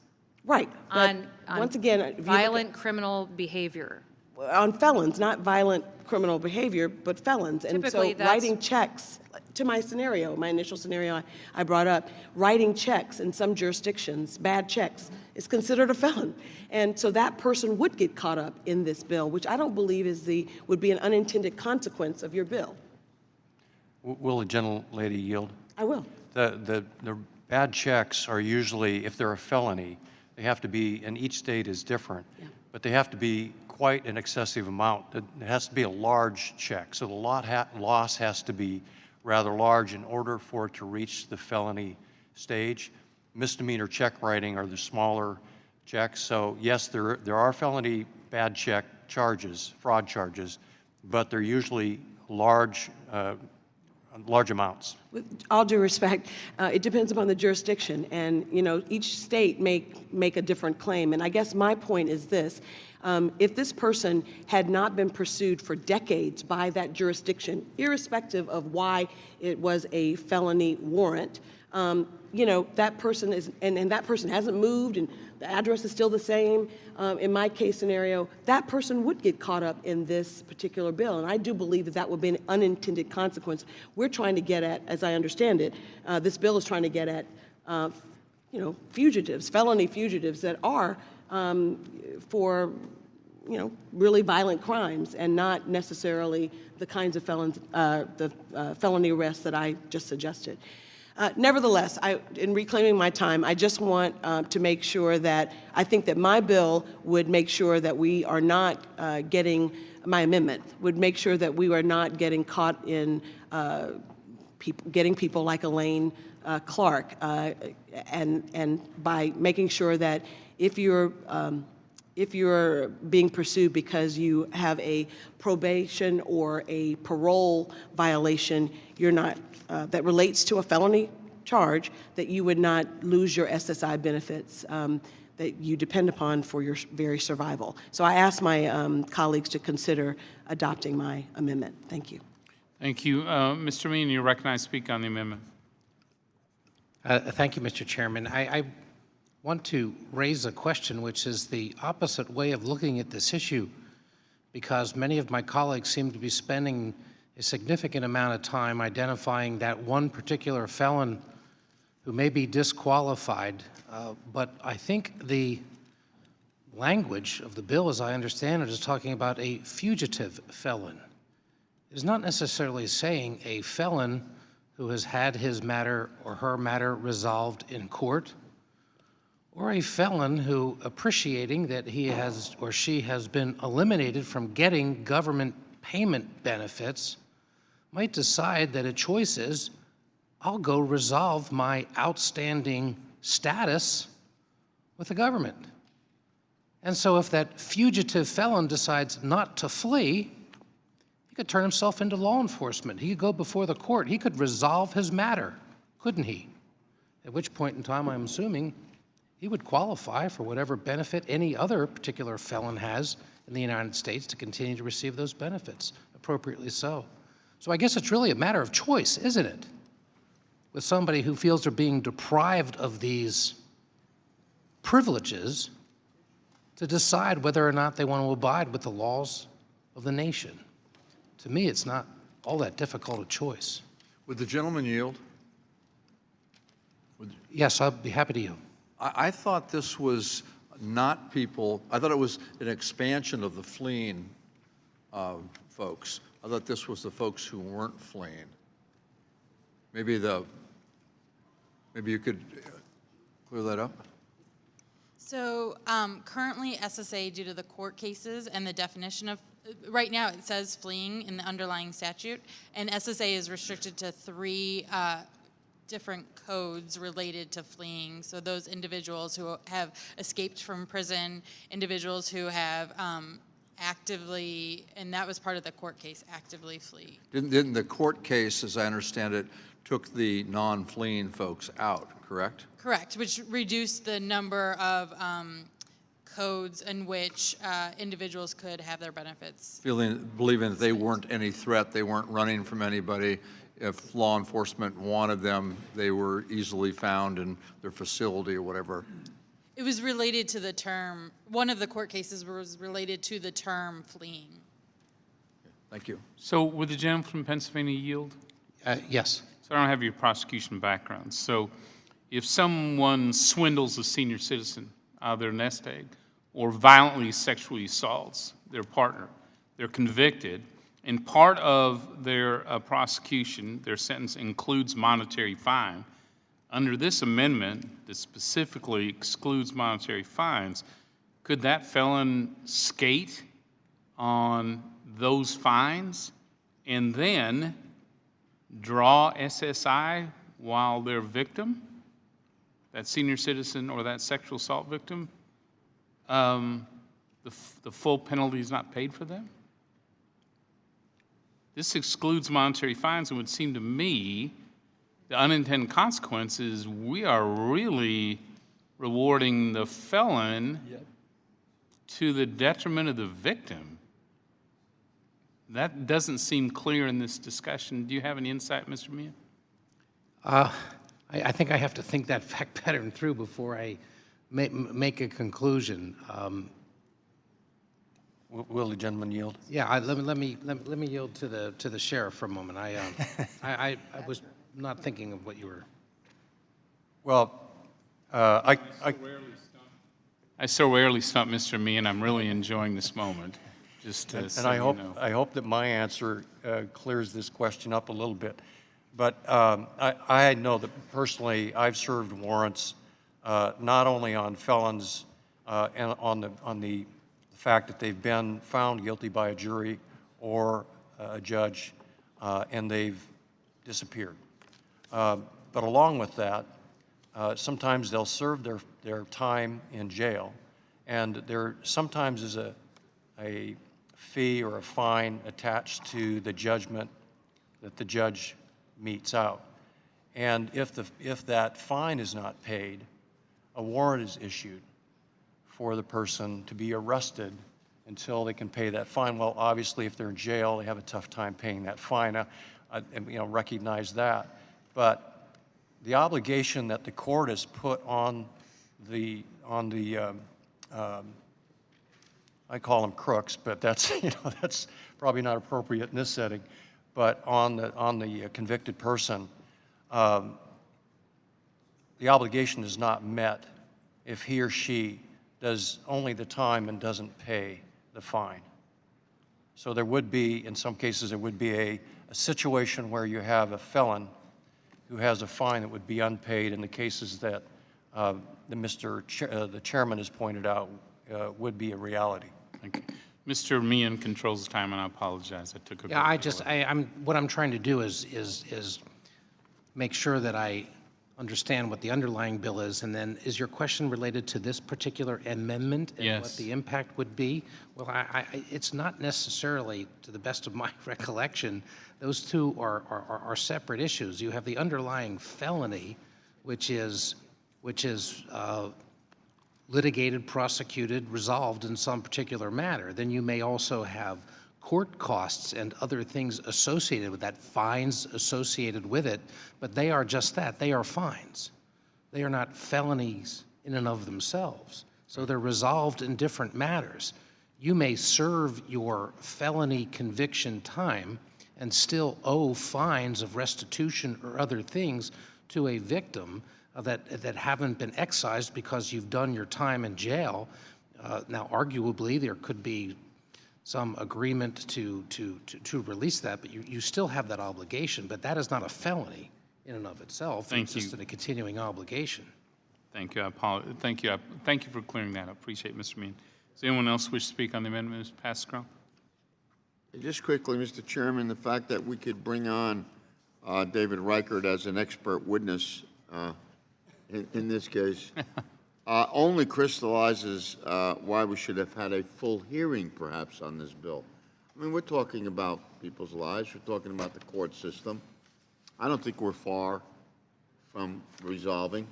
We should have a full hearing on this bill. There's proof of the pudding right there. Thank you. Thank you. Gentleman yields back. Does anyone else wish to speak on the amendment? The question is on agreeing to the amendment offered by Ms. Sewell. All those in favor signify by saying aye. Aye. Those opposed, no. Opinion of the chair, the noes have it. Mr. Chairman, I ask for a recorded vote. Yeah, a recorded vote has been requested pursuant to the chair's authority under Committee Rule 19. Further proceedings on this question will be postponed. Are there further amendments to the amendment in the nature of a substitute?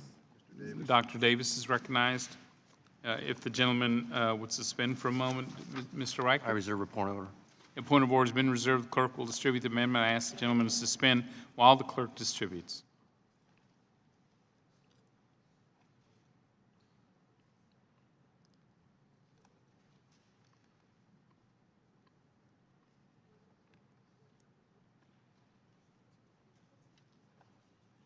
Dr. Davis, you're recognized for 5 minutes to speak on your amendment.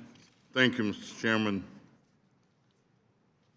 As an African-American man, the racial and ethnic disparities inherent in our criminal justice system are very familiar to me, my family, and my community.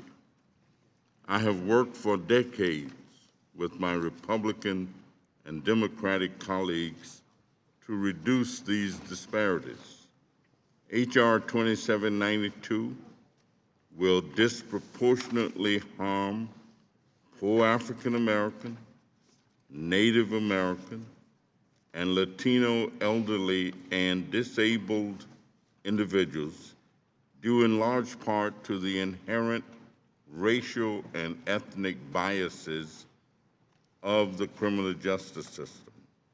I offer an amendment to protect against such discrimination by simply requiring the Commissioner of Social Security to certify that the policy will not have a disparate impact due to race or ethnicity prior to implementation.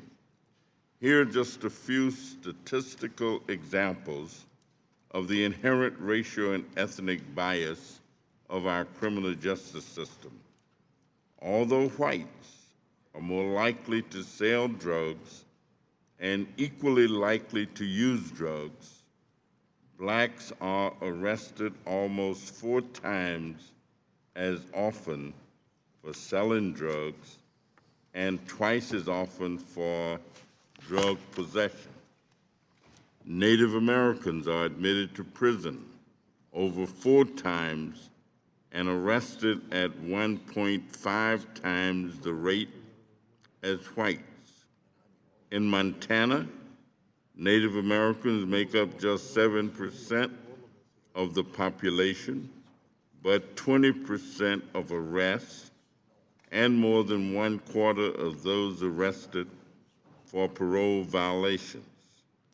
Black and Latino defendants are more than twice as likely as their white counterparts to experience pre-trial detention, and they experience longer parole and probation periods and greater hardship from criminal justice fees. Just this week, a sentencing project study showed that black youth are 5 times more likely to be incarcerated, and in 6 states, they are at least 10 times as likely to be held as white youth. By cutting benefits for individuals who have been charged but not convicted of an offense that is a felony, or who have an alleged violation of probation or parole, and relying on error-prone criminal justice databases to identify such individuals, H.R. 2792 will disproportionately harm poor African American, Native American, and Latino individuals who are elderly and disabled. SSA followed this policy before the courts overturned it, and we know the harm it caused. When we know that a policy harms vulnerable adults and choose to do it anyway, I must believe that the harm is intent. I vigorously oppose cutting off SSI due to outstanding arrest warrants because it discriminates based on age, race, ethnicity, ability, and income, and further criminalizes poverty. I urge my colleagues to support my amendment that safeguards civil rights until the Social Security Commissioner certifies that there will be no disparate racial or ethnic impact due to this policy. And Mr. Chairman, I ask unanimous consent to submit to the record the letter from 119 organizations opposing cutting SSI due to outstanding arrest warrants, 13 public documents that detail problems with the criminal justice data system and disparities, and case examples compiled by the National Senior Law Center provided to the Ways and Means Subcommittee on Social Security on February 23, 2003, when this committee considered the harm caused to individuals when Social Security relied solely on outstanding arrest warrants. And I yield back the balance of my time. Without objection, those letters will be submitted. Ms. Snow, you're recognized to speak on the amendment. Mr. Chairman, I withdraw my reservation. The gentleman withdraws his reservations. Thank you. Well, Ms. thank Snow? you. Thank you, Mr. Chairman, and I want to thank Mr. Davis for expressing his concerns today, and I understand that he's concerned about targeting minorities, but criminal justice certainly is a worthy goal, but outside the jurisdiction and scope of this committee. And I know that those concerns of targeting minority populations that may be caught up in criminalization or overly harsh sentencing, and I'd say that, you know, that's certainly a important conversation to have. Those are the kinds of conversations about criminal justice reform that we should be having in this Congress. However, that is not a part of the discussion here today, and SSA does not have authority in that area either. So putting this type of requirement on the Social Security Administration is not appropriate at that time, and at this point, I would recommend to my colleagues that they not support this amendment and pursue the types of concerns that Mr. Davis has expressed through criminal justice reform that would happen outside of this committee hearing today. With that, I'll yield back, Mr. Chairman. So the question's on agreeing to the amendment offered by Dr. Davis. All those in favor signify by saying aye. Aye.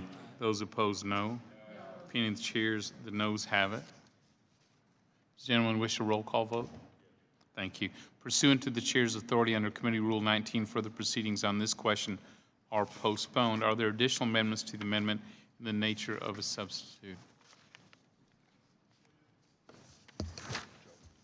Mr. Chairman, For what purposes, gentlemen, seek recognition? I have an amendment at the desk. So the gentleman is recognized for purposes of offering his amendment. Mr. Reichert? I reserve a point of order. Point of order has been reserved. The clerk will distribute the amendment. I ask the gentleman to suspend while the clerk distributes.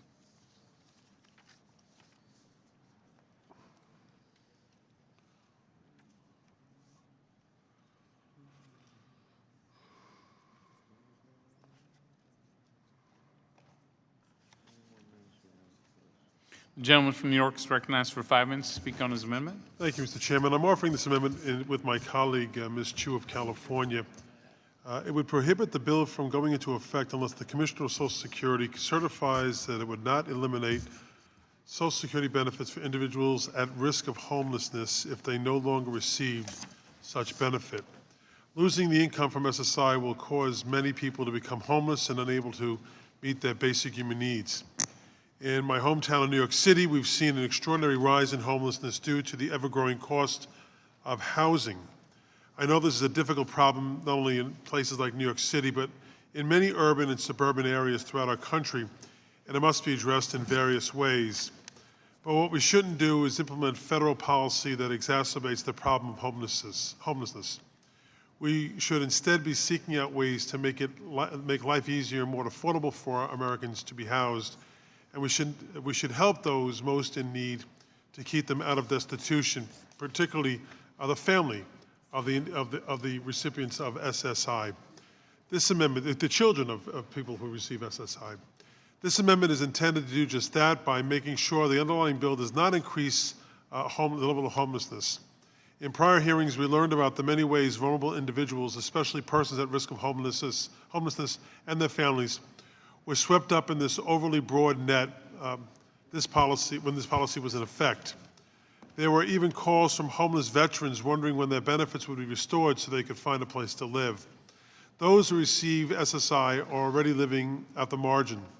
If the SSI benefits are eliminated, many will have nothing to live on.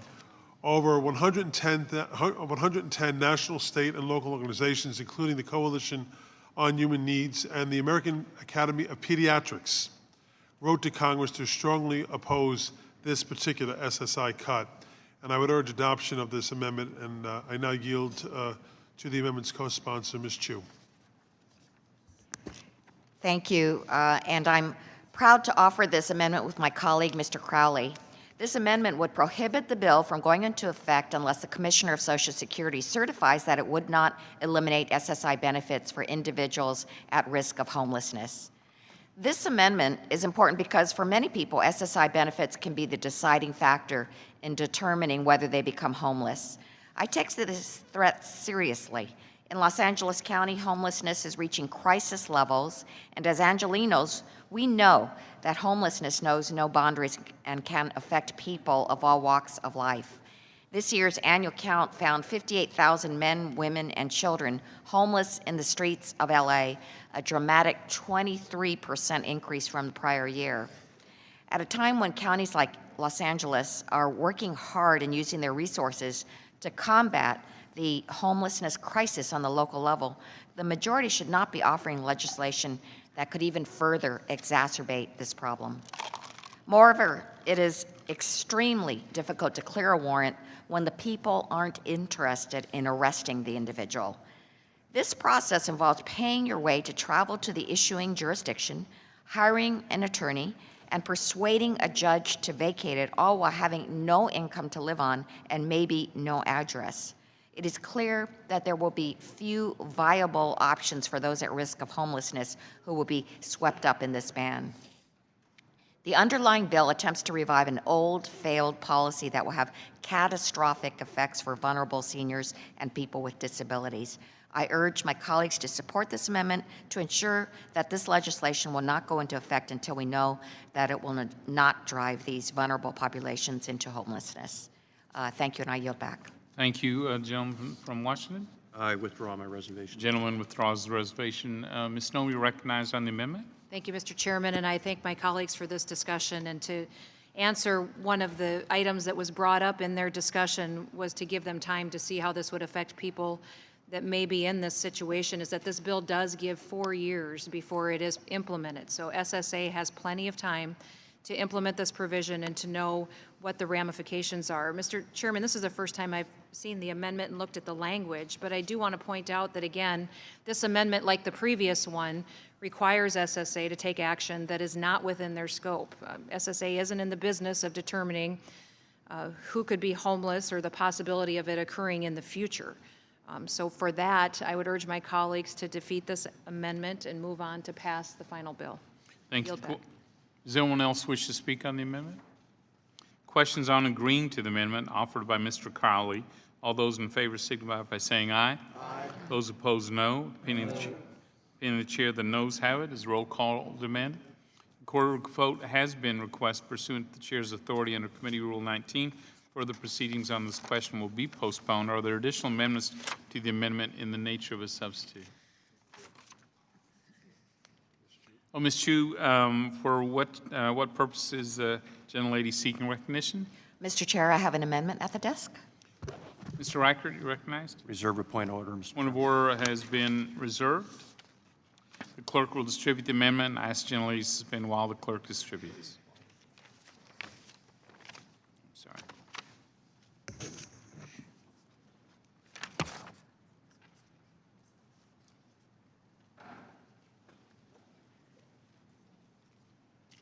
Gentlelady is recognized for 5 minutes to speak on her amendment.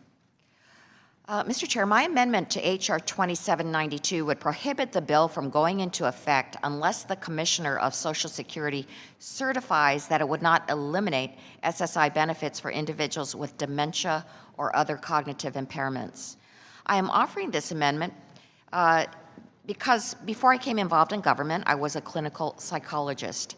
I am more than familiar with the vulnerabilities of those who have mental disabilities, cognitive impairments, and even dementia.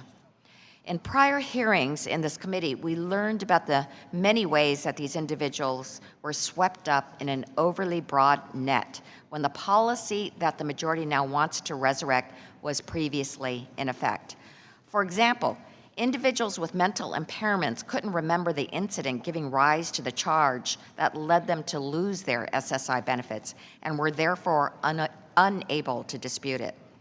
As it turns out, law enforcement is not interested in pursuing the vast majority of people who have outstanding arrest warrants, including those with dementia or other cognitive impairments, despite knowing where to find them. In fact, in Los Angeles County, there are nearly 1.9 million outstanding warrants, and the estimated majority of these warrants are parking or traffic-related violations. Given the difficulty of clearing a warrant when the police aren't interested in arresting the individual, involving traveling to the issuing jurisdiction, hiring an attorney, and persuading a judge to vacate it, all while having no income to live on, there is little recourse for those with dementia or other cognitive impairments who will be swept up in the ban.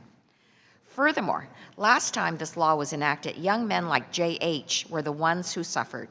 J.H., a Californian with an intellectual disability and other mental impairments, had his SSI benefits stopped because of an Ohio warrant issued when he was running away to escape an abusive stepfather at the age of 12. The 4'7" tall, 85-pound boy was charged with assault for kicking a staff member at a detention center where he was being held until his mother could pick him up. Many years later, he had no recollection of the incident or the charges, yet his benefits were revoked. The law also negatively impacted a woman who we will call LG, a Texas resident. LG had her benefits terminated in 2002 based on a warrant from New York City. She recalled visiting New York decades ago, but her serious mental limitations made her unable to recall the alleged incident. However, a pro bono attorney discovered that the underlying charge from over 20 years ago was for a fourth-degree larceny involving an undisclosed item valued at $7, and that this charge was not a felony. These are just a few examples of what can happen if we restore this harsh policy once again. 118 national, state, and local organizations, including leading groups representing people with dementia or other cognitive and mental impairments like the ARC of the United States, Aging Life Care Association, Justice in Aging, National Disability Rights Network, and the National Alliance on Mental Illness, wrote to Congress to strongly oppose using this SSI cut to pay for home visiting reauthorization.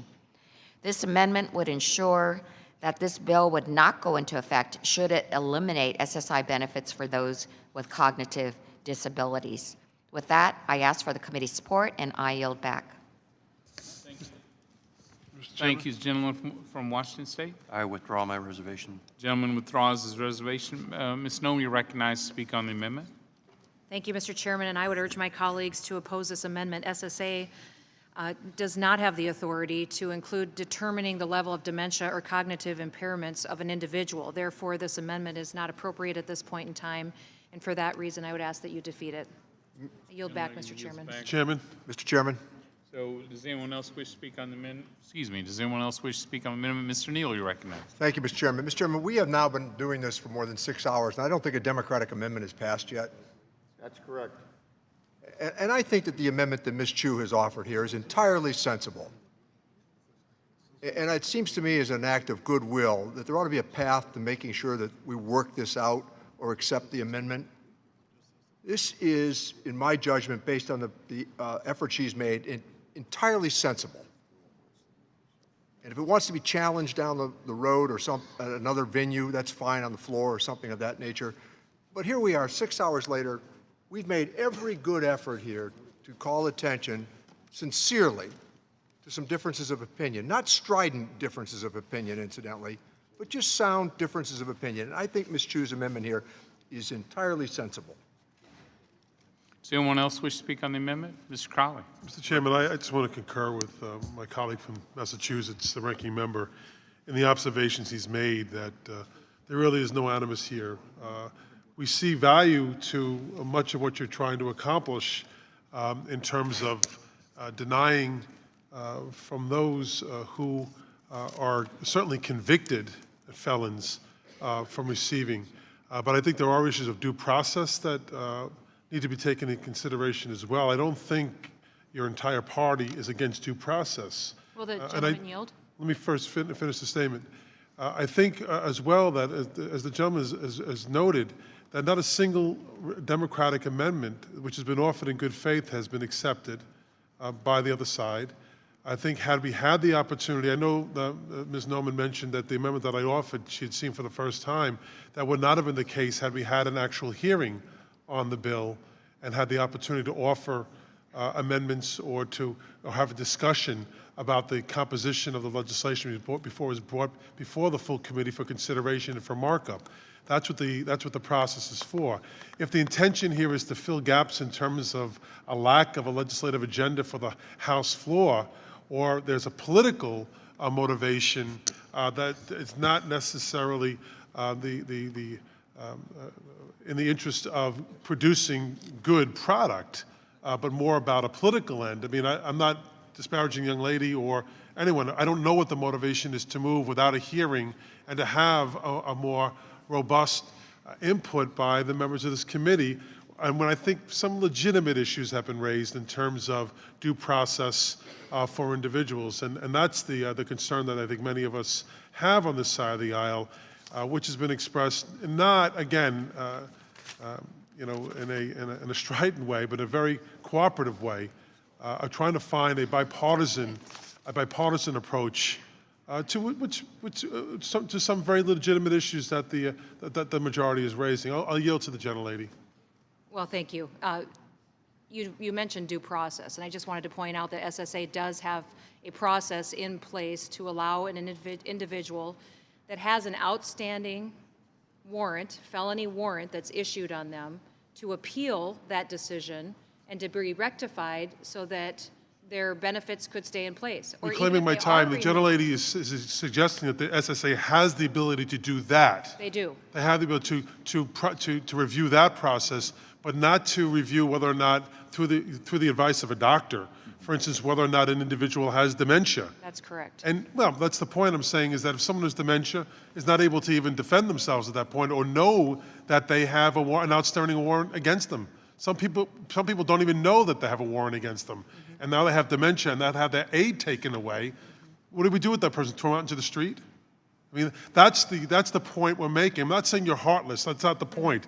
I'm saying I do think there are legitimate concerns that are being raised that simply dismissing and say SSA can do certain things, they can make certain judgments, but they can't make other judgments when we're talking about people's lives. That's the only difference I'm making to Ms. Noem. I understand, but I do want to point out that there is an appeal process within SSA, and the SSA administrator has the authority in certain situations. And I appreciate, and reclaim my time, I appreciate that appeal process, but why can't we include in that appeals process whether someone has dementia. You're asking the SSA to make determinations Well, we're asking on to make, people's conditions and but future conditions. you're already asking them to make determinations. Not within the scope of their jurisdiction to do that. What is determined in the scope of the jurisdiction is our decision. We determine what's in the scope of the decision-making process. That's what the law is about. If we say it's in their scope, it's in their scope. And if you want to amend the law to say it's in their scope to ask the medical opinion of that person's doctor as to whether the person has dementia or some other degenerative disease that would prevent them from, I mean, what would we do with these people? If they're not going to jail and we're cutting off their benefits and their ability to live and survive, what do? We just put them out in a bed in the middle of the street? Because that's homelessness. They don't even get a bed, you know? And I'm suggesting that there are ways in which we can work together in a bipartisan way to actually find some solutions as opposed to just putting the bill out and saying, let's see what flies. And that's the only concern I have with you, Ms. Nome. Not with you, but the legislation you're presenting before us today. And with that, I'll yield back, Mr. Chairman. Are there any other members wish to speak on the amendment? Mr. Chairman? Yes, Mr. Lewis. I've been very quiet. I cannot believe what we're going through tonight or today. I thought we have come so far and made so much progress, but this is a very sad time. This entire discussion today is a step backward. On all of these amendments, it's mean. When you look at the data, it will affect African Americans, Latinos, Native Americans, the poor. Much of the data that people are talking about is false. The judges, the courts all over America turn out dismissing cases because of false data. I think we need to take our time. We're rushing something. We're trying to move too fast. What is the rush? Why don't we seek simple justice? What we're doing tonight is making me really sick. It's stressing me. I think this committee is much better. I listen to my colleagues. As the ranking member said, not a single Democratic amendment has been accepted. We must be doing something good or trying to do something good.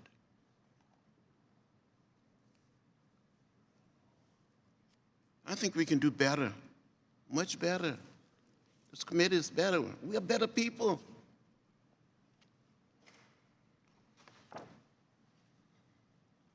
I yield back. Thank you, Mr. Lewis. Does anyone else wish to speak on the amendment? Recognizing myself, I think it is important to work together where we can on fair points. And that's, I think, the reason why Mr. Smith agreed to work with Ms. Sewell to discuss a path forward on the home visitation. I think in this case, let's not ignore Ms. Nome's point. There is a 4-year implementation process and a commissioner with the power to make exceptions in all these cases.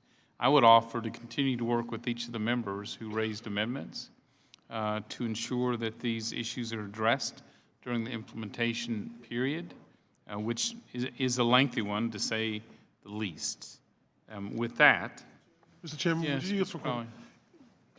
is there any reason why we didn't hold a hearing on this? Any reasons why that you as the chair or anyone didn't have the foresight to hold a hearing on issues I think we could have come to some well, I think agreement on? So I think, one, this is a fairly ripe issue. Not the first time we've had this discussion on this. And secondly, just to make a point, if there are amendments that you think could have bipartisan appeal and support, I would urge you to work with us, either through Mr. Neal or with individual members ahead of these markups to see if we can't think through any of those unintended consequences and be able to work with you as well. So I think maybe Mr. Chairman, both of us can work together more If closely. the gentleman continue, I do think there is a way in which, though, we can work together in the committee process in holding those hearings. I think that is a way to explore, to hear from the experts, to hear from the medical community, hear from social workers and I others, understand. and law enforcement, and hear what they have to go through. I agree, with Mr. Reich and others that we want to hear from our law enforcement friends and understand what their perils are and what their duties are. But I think the committee process in terms of the hearing process is helpful in that sense. I understand. So reclaiming my time. Gentlemen wish to speak on the amendment? I do. Thank you, Mr. So we Chairman. would have, so would Mr. Levin be recognized and yield to you? I would Good. enjoy doing that. I know you would. So Mr. Levin recognizes Mr. Mr. Chairman, after almost 5.5 hours, this is the most innocuous amendment that could have been offered. And we conclude on this note, when you look at the turmoil that surrounds the Virgin Islands, Texas, Florida, and other states unknown, the dislocations that are going to take place because of these storms. And we send the message here that we're going to leave it up to the discretion of the commissioner. A reminder, their discretion comes from the authority that we grant in this House of Representatives. It starts in this committee. And I must say that I think that in the debate that we've had so far, we've offered some very good amendments, all sincerely presented, again, without animus.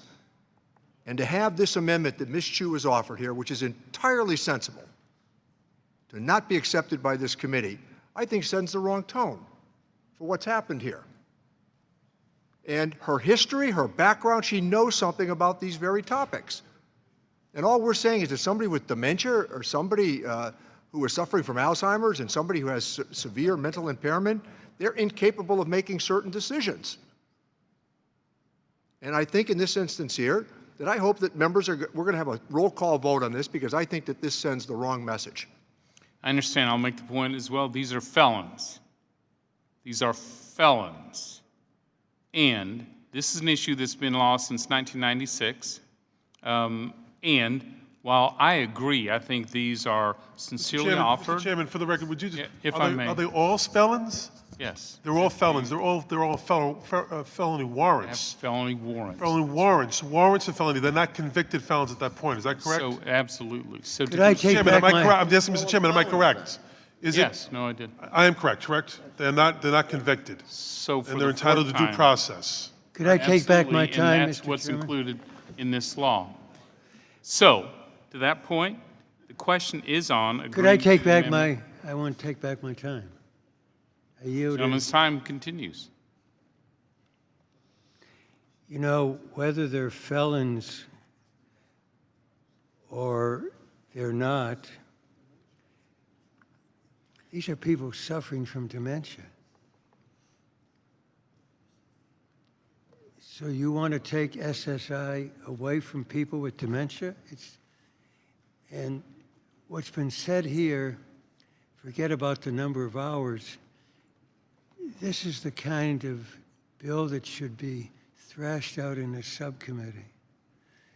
Because if you want us to get up on the floor and say you're trying to take SSI away from people with dementia, I shouldn't say be our guest because we don't want you to do that. So, Mr. Chairman, we had a brief discussion here 5 hours ago, was it? To see if we could not work this out, but instead there have been amendments and all rejected. So let's use this last amendment as an example of how not to do things. Is there no hope that you would do something other than vote this down? So, Mr. Chairman. Gentlemen yield. Could I strike the last word? In a moment. So, I'll yield to you, for sure. So, as I've said before, because there is a lengthy implementation period, and because we do want sincerely intended amendments to be able to understand the consequences of those as well, we would be glad to continue to work with you on these issues as we pursue the bill going forward, but I intend to move this bill and the roll call votes as requested. I yield back. Thank you. Mr. Reichert, you recognize. Mr. Chairman, just briefly, I wanted to share that there are some, under current law, language that allows SSA discretionary authority that allows them good cause exception. And there's a list here that I've been provided. One of the things mentioned is the individual lacks the mental capacity to resolve the warrant, which includes those living in a nursing home and or mental treatment facility. So there is language that allows SSA to currently consider that as a fact for exception. So I'm only the gentleman yield?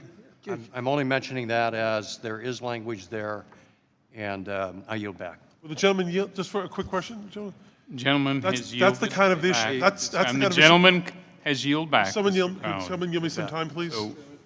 So are there others who wish to Yes, speak on the we can amendment? continue this. We could have had it Mr. ended just Thompson? now, but we'll continue it now. Mr. Thompson, you're recognized. I'd like to yield my time to Mr. Levin. How yield? Mr. Levin? Look, So Mr. Levin has already spoke. Do you wish to yield to Mr. Crowley? Mr. Thompson? He meant Crowley. Levin and Crowley gets confused. Easy to confuse. Mr. Reichert, I appreciate the information you provided us, and it's pertinent. I'm not going to deny that it's relevant, and I appreciate that. But that's the kind of information we could have worked through in a committee process known as a hearing and had that opportunity. Why do we have this committee? Why don't we just go to the floor with everything? Why even have this discussion? You're going to bring a bill to the floor, not you, not this committee, but another bill will be brought to the floor tomorrow dealing with criminal gang elements, which is not going to have, not going to go through regular order of committee. Why do we have the Ways and Means Committee if we're going to be bringing imperfect bills to the committee and try to work in a bipartisan way to perfect them and make them better, not perfect, make them better, and only to be denied any opportunity to really present them here and expect that we'll have a real cooperative discussion to enact those amendments. When even if it's redundant, I think even having accepted this amendment, even if it's redundant, and a mandate that the Social Security Administrator must take into consideration this issue, I don't think would have been onerous. So with that, I'll yield back to the gentleman from California, Mr. Thompson. Mr. Doggett, you recognize to speak on the amendment? As I understand where we are, we will fund the home visiting program in part by having the right to take away from an Alzheimer's patient their SSI. What happens when the SSI is terminated? Who will advocate for that Alzheimer's patient at that point when that person is not even able to take care of themselves? The idea that we'll count on the bureaucracy to give back what it has taken away is not a very realistic one. But I would just want to conclude in how we have come full circle from this morning to a point where we're funding a bill that's supposed to be a bipartisan bill, an allegedly bipartisan bill, by taking away money from someone who's dependent on it, who has senility or Alzheimer's or some type of other debilitating condition. We got here on the home visiting bipartisan approach, which had one hearing in the middle of a snowstorm on the day that all votes were canceled and members couldn't get back, and despite the request of some of us, there was never another hearing or a postponement of that hearing. We got here with the pay-for that is being considered tonight, never having had a hearing of any kind to explore any of these issues or how they might be addressed. And we got here because of a deliberate decision, as was done on TANF, as was done on the Affordable Care Act, as is being done on every major piece of legislation, that we will split up the bill in little narrow slices so there can be no alternative offered that is germane other than those advanced by the majority.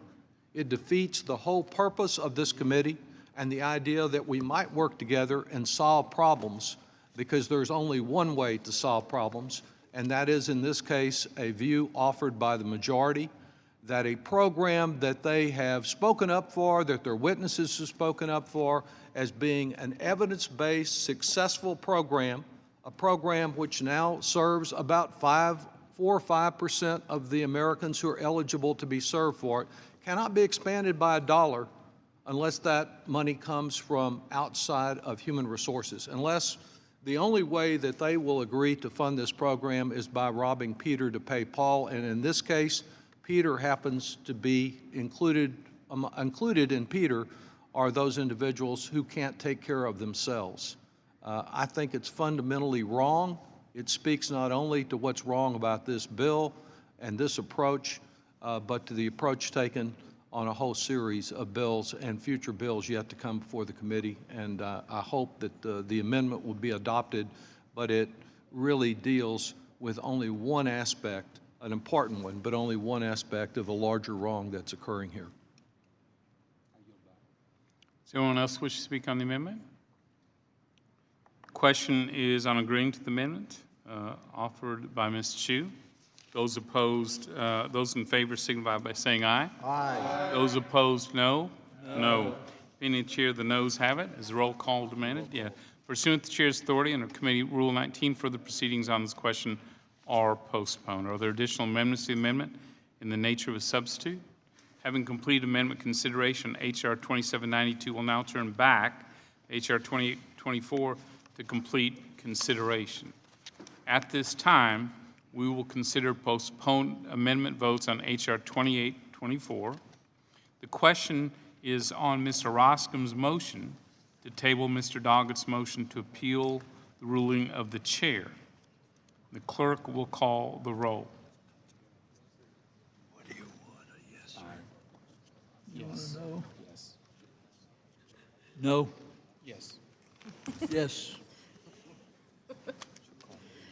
Mr. Johnson? Yes. Mr. Johnson, yes. Mr. Nunez? Mr. Nunez, yes. Mr. Teaberry? Mr. Reichert?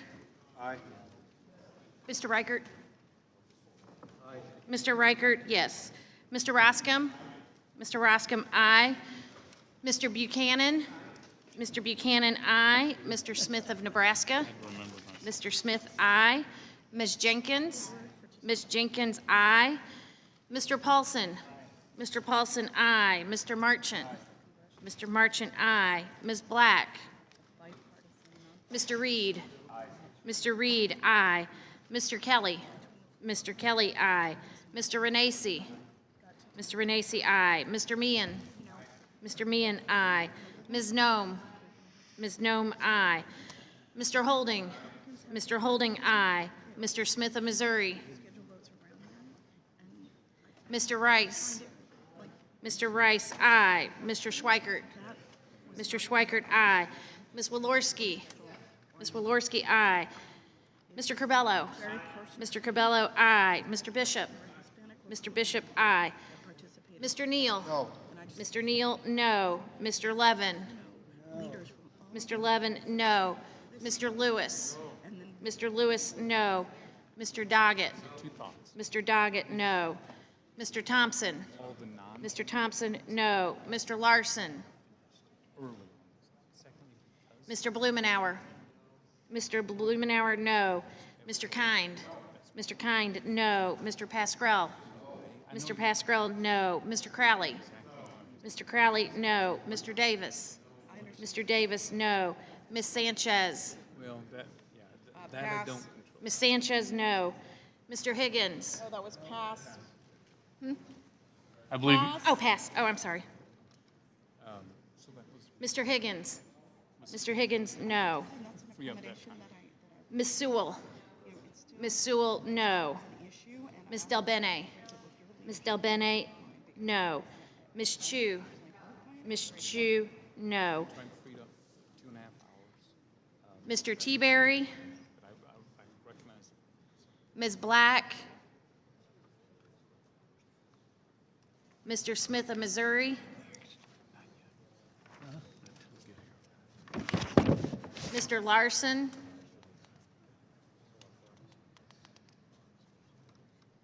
Chairman Brady? Aye. Chairman Brady, aye. How is Ms. Sanchez recorded? Ms. Sanchez is recorded as pass. Ms. Sanchez votes no. Ms. Sanchez is recorded as no.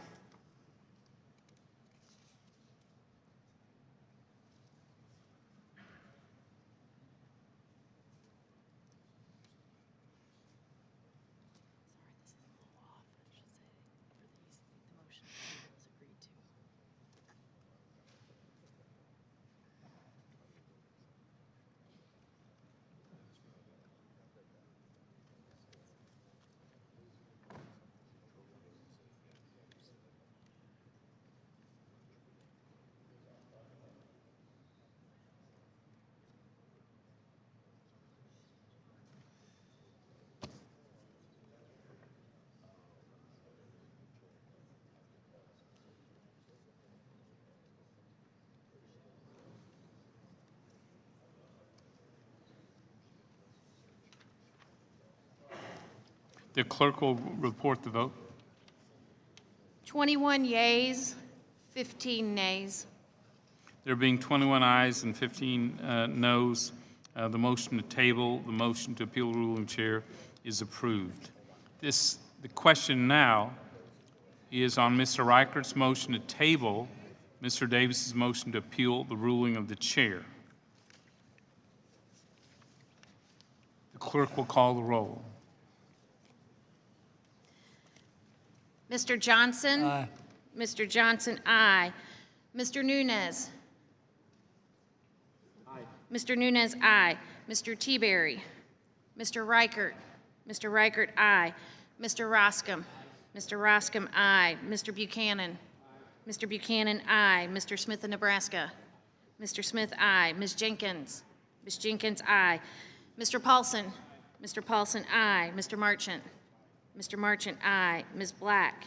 Mr. Reed? Mr. Reed, aye. Mr. Kelly? Mr. Kelly, aye. Mr. Renacci? Mr. Renacci, aye. Mr. Meehan? Mr. Meehan, aye. Ms. Nome? Ms. Nome, aye. Mr. Holding? Mr. Holding, aye.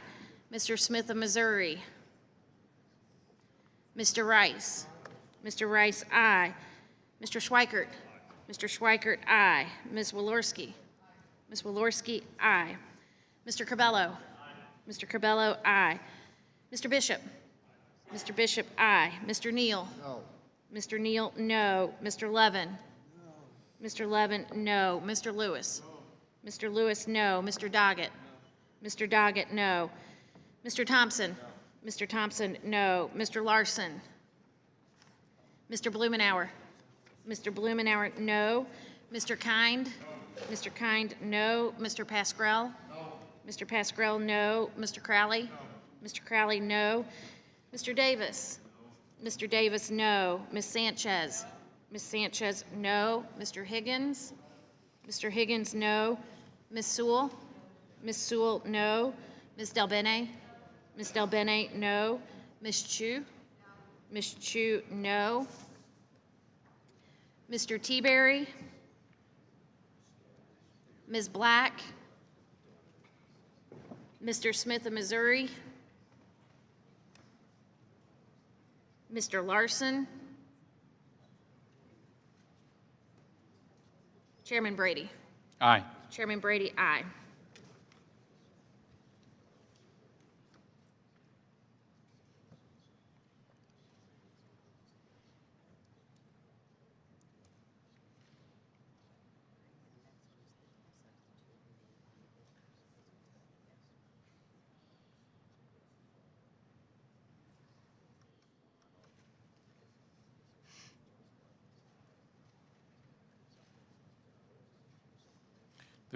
The clerk will report the vote. 21 yeas, 15 nays. There being 21 ayes and 15 nays, the motion table is approved. The question now is on Mr. Davis's amendment to H.R. 2824, and the clerk will call the roll.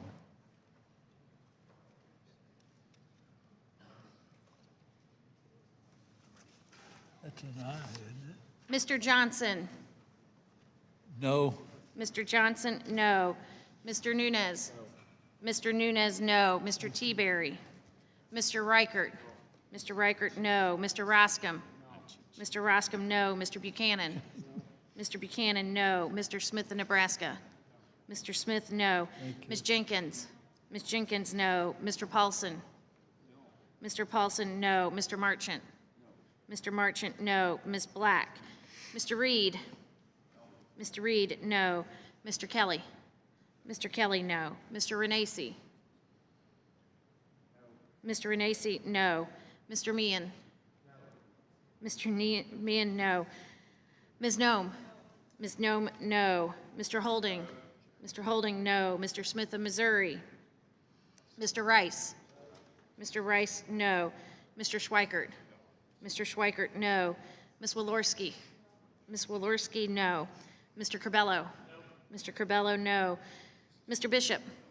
Mr. Bishop, no. Mr. Neal? Yes. Mr. Neal, yes. Mr. Levin? Mr. Levin, yes. Mr. Lewis? Mr. Lewis, yes. Mr. Doggett? Mr. Doggett, yes. Mr. Thompson? Mr. Thompson, yes. Mr. Larson? Mr. Blumenauer?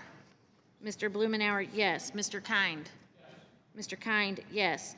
Mr. Pascrell? Mr. Pascrell, yes. Mr. Crowley? Mr. Crowley, yes. Mr. Davis? Mr. Davis, yes. Ms. Sanchez?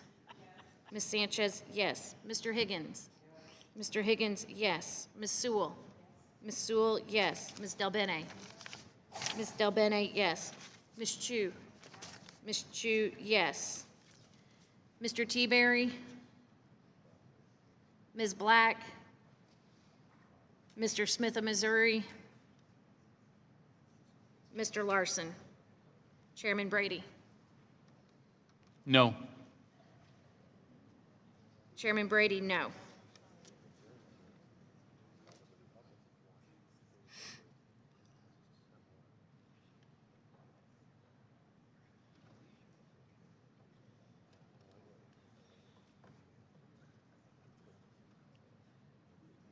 Clerk will report the vote. 15 yeas, 21 nays. There being 15 ayes and 21 noes, the amendment is not agreed to. The question now is on Mr. Pascrell's amendment to H.R. 2824, and the clerk will call the roll.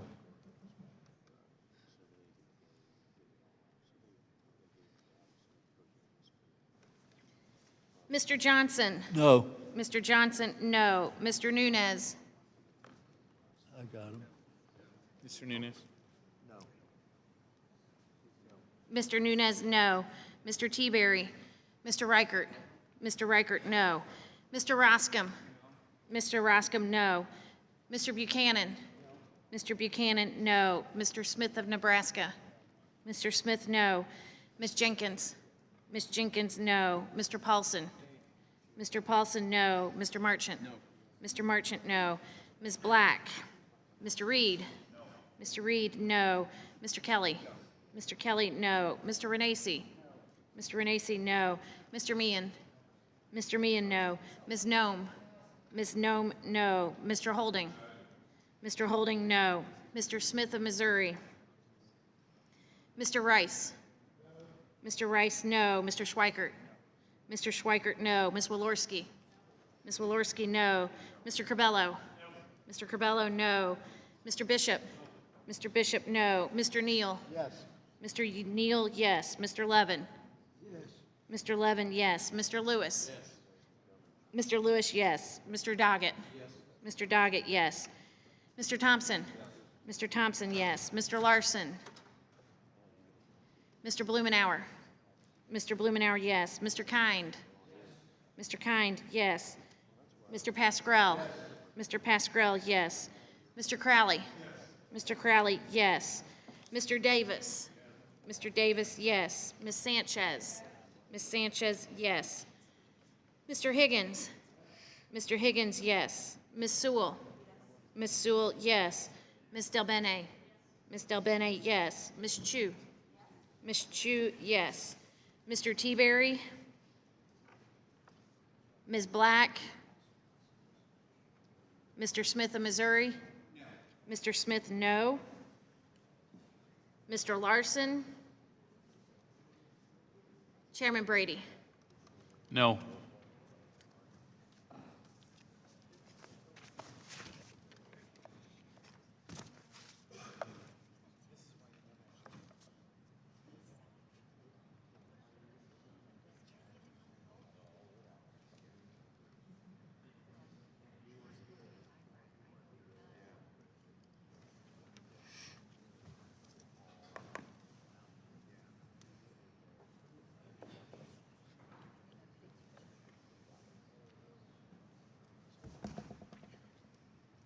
The clerk will report the vote. 15 yeas, 22 nays.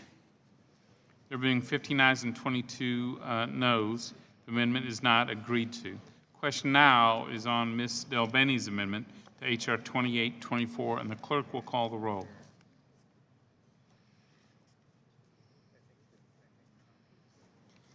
Mr. Johnson? No. Mr. Johnson, no. Mr. Nunez?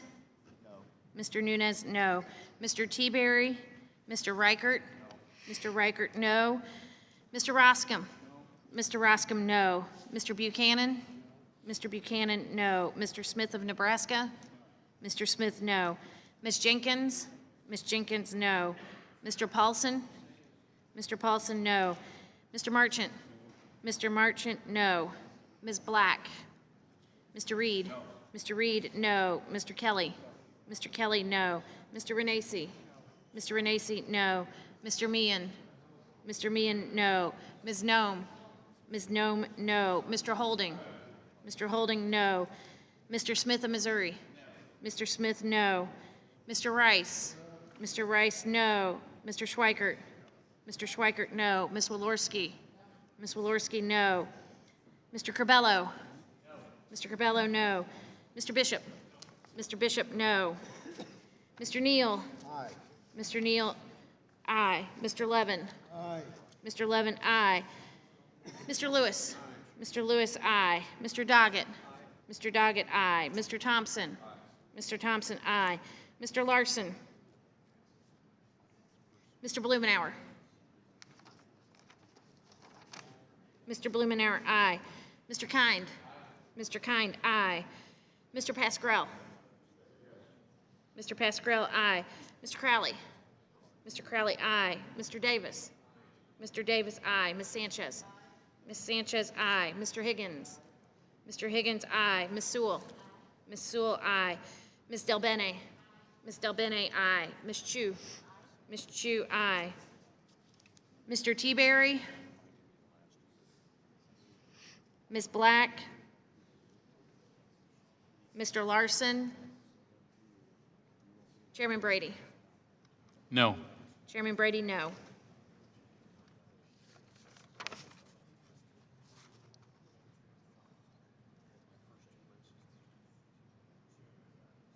This is still good. Coming up next.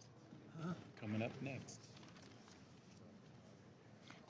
Clerk will report the vote. 15 yeas, 22 nays. There being 15 ayes and 20 noes, the amendment is not agreed to. The question now is on the adoption amendment, nature of substitute. All those in favor signify by saying aye. Aye. Those opposed, no. Opinion of the chair is the ayes have it. The amendment nature of substitute is agreed to. I'll now recognize Mr. Johnson for the purpose of offering a motion.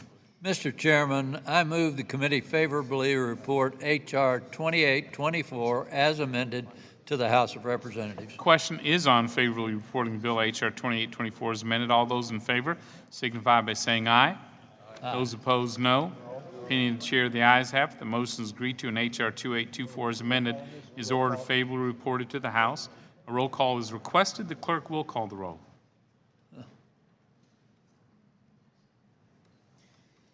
Mr. Johnson? Aye. Mr. Johnson, aye. Mr. Nunez? Mr. Nunez? Aye. Mr. Nunez, aye. Mr. Teaberry? Mr. Reichert? Aye. Mr. Reichert, aye. Mr. Roscom? Aye. Mr. Roscom, aye. Mr. Buchanan? Aye. Mr. Buchanan, aye. Mr. Smith of Nebraska? Aye. Mr. Smith, aye. Ms. Jenkins? Ms. Jenkins, aye. Mr. Paulson? Mr. Paulson, aye. Mr. Marchant? Aye. Mr. Marchant, aye. Ms. Black? Mr. Reed? Aye. Mr. Reed, aye. Mr. Kelly? Aye. Mr. Kelly, aye. Mr. Renacci? Mr. Renacci, aye. Mr. Meehan? Mr. Meehan, aye. Ms. Nome? Ms. Nome, aye. Mr. Holding? Mr. Holding, aye. Mr. Smith of Missouri? Mr. Smith, aye. Mr. Rice? Mr. Rice, aye. Mr. Schweikert? Mr. Schweikert, aye. Ms. Walorski? Ms. Walorski, aye. Mr. Curbelo? Aye. Mr. Curbelo, aye. Mr. Bishop? Mr. Bishop, aye. Mr. Neal? No. Mr. Neal, no. Mr. Levin? No. Mr. Levin, no. Mr. Lewis? No. Mr. Lewis, no. Mr. Doggett? No. Mr. Doggett, no. Mr. Thompson? No. Mr. Thompson, no. Mr. Larson? Mr. Blumenauer? Mr. Blumenauer, no. Mr. Kind? Mr. Kind, no. Mr. Pascrell? Mr. Pascrell, no. Mr. Crowley? Mr. Crowley? Mr. Crowley, no. Mr. Davis? Mr. Davis, no. Ms. Sanchez? Ms. Sanchez, no. Mr. Higgins? Mr. Higgins, no. Ms. Sewell? Ms. Sewell, no. Ms. Delbene? Ms. Delbene, no. Ms. Chu? Ms. Chu, no. Mr. Teaberry? Ms. Black? Mr. Larson? Chairman Brady? Aye. Chairman Brady, aye.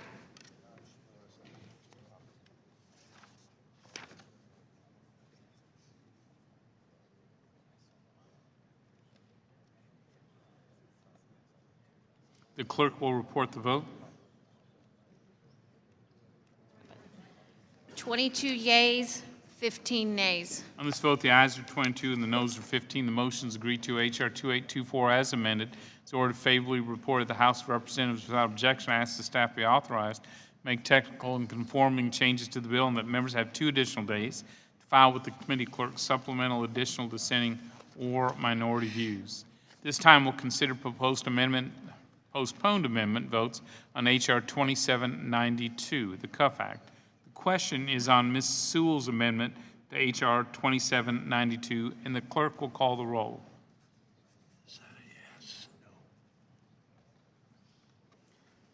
Mr. Johnson? No. Mr. Johnson, no. Mr. Nunez? No. Mr. Nunez, no. Mr. Teaberry? Mr. Reichert? No. Mr. Reichert, no. Mr. Roscom? No. Mr. Roscom, no. Mr. Buchanan? Mr. Buchanan, no. Mr. Smith of Nebraska? Mr. Smith, no. Ms. Jenkins? Ms. Jenkins, no. Mr. Paulson? Mr. Paulson, no. Mr. Marchant? Mr. Marchant, no. Ms. Black? Mr. Reed? Mr. Reed, no. Mr. Kelly? Mr. Kelly, no. Mr. Renacci? No. Mr. Renacci, no. Mr. Meehan? No. Mr. Meehan, no. Ms. Nome? Ms. Nome, no. Mr. Holding? Mr. Holding, no. Mr. Smith of Missouri? Mr. Smith, no. Mr. Rice? Mr. Rice, no. Mr. Schweikert? Mr. Schweikert, no. Ms. Walorski? Ms. Walorski, no. Mr. Curbelo? Mr. Curbelo, no. Mr. Bishop? Mr. Bishop, no. Mr. Neal? Aye. Mr. Neal, aye. Mr. Levin? Aye. Mr. Levin, aye. Mr. Lewis? Mr. Lewis, aye. Mr. Doggett? Mr. Doggett, aye. Mr. Thompson? Mr. Thompson, aye. Mr. Larson? Mr. Blumenauer? Mr. Blumenauer, aye. Mr. Kind? Mr. Kind, aye. Mr. Pascrell? Mr. Pascrell, aye. Mr. Crowley? Mr. Crowley, aye. Mr. Davis? Mr. Davis, aye. Ms. Sanchez? Ms. Sanchez, aye. Mr. Higgins? Mr. Higgins, aye. Ms. Sewell? Ms. Sewell, aye. Ms. Delbene? Ms. Delbene, aye. Ms. Chu? Ms. Chu, aye. Mr. Teaberry? Ms. Black? Mr. Larson? Chairman Brady? No. Chairman Brady, no.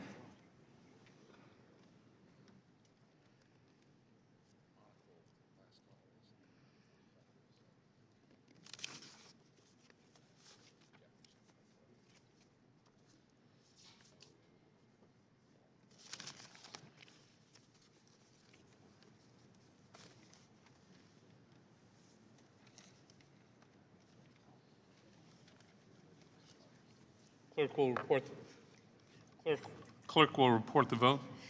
15 yeas, 22 nays. There being 15 ayes and 22 nays, the amendment is not agreed to. Question now is on Mr. Davis's amendment to H.R. 2792, and the clerk will call the roll.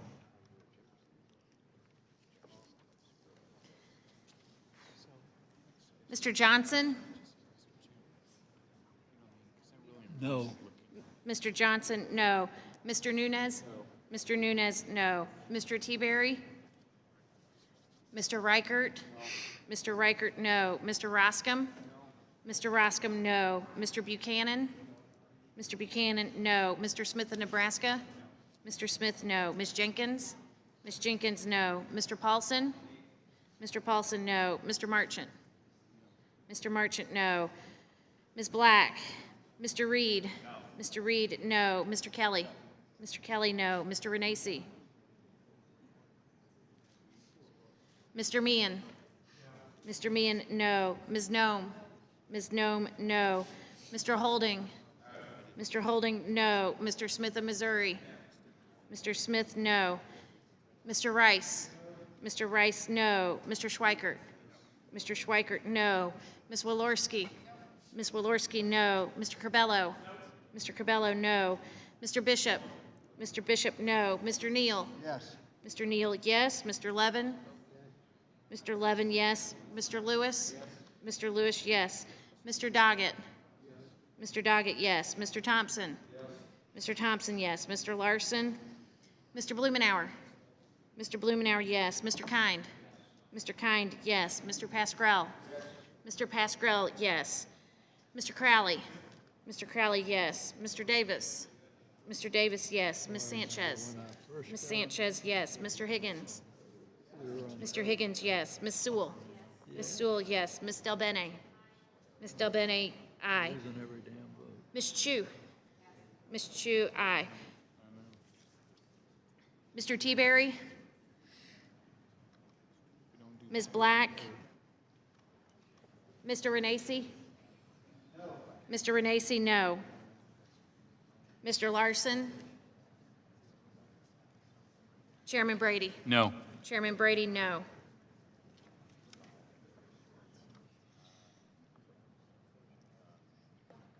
Two more. Thank you.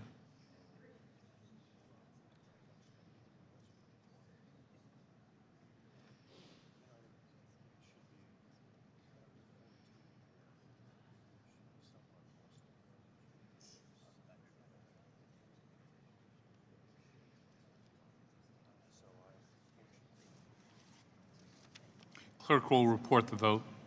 15 yeas, 22 nays. There being 15 ayes, 22 noes, the amendment is not agreed to. Question now is on Mr. Crowley's amendment to H.R. 2792, and the clerk will call the roll.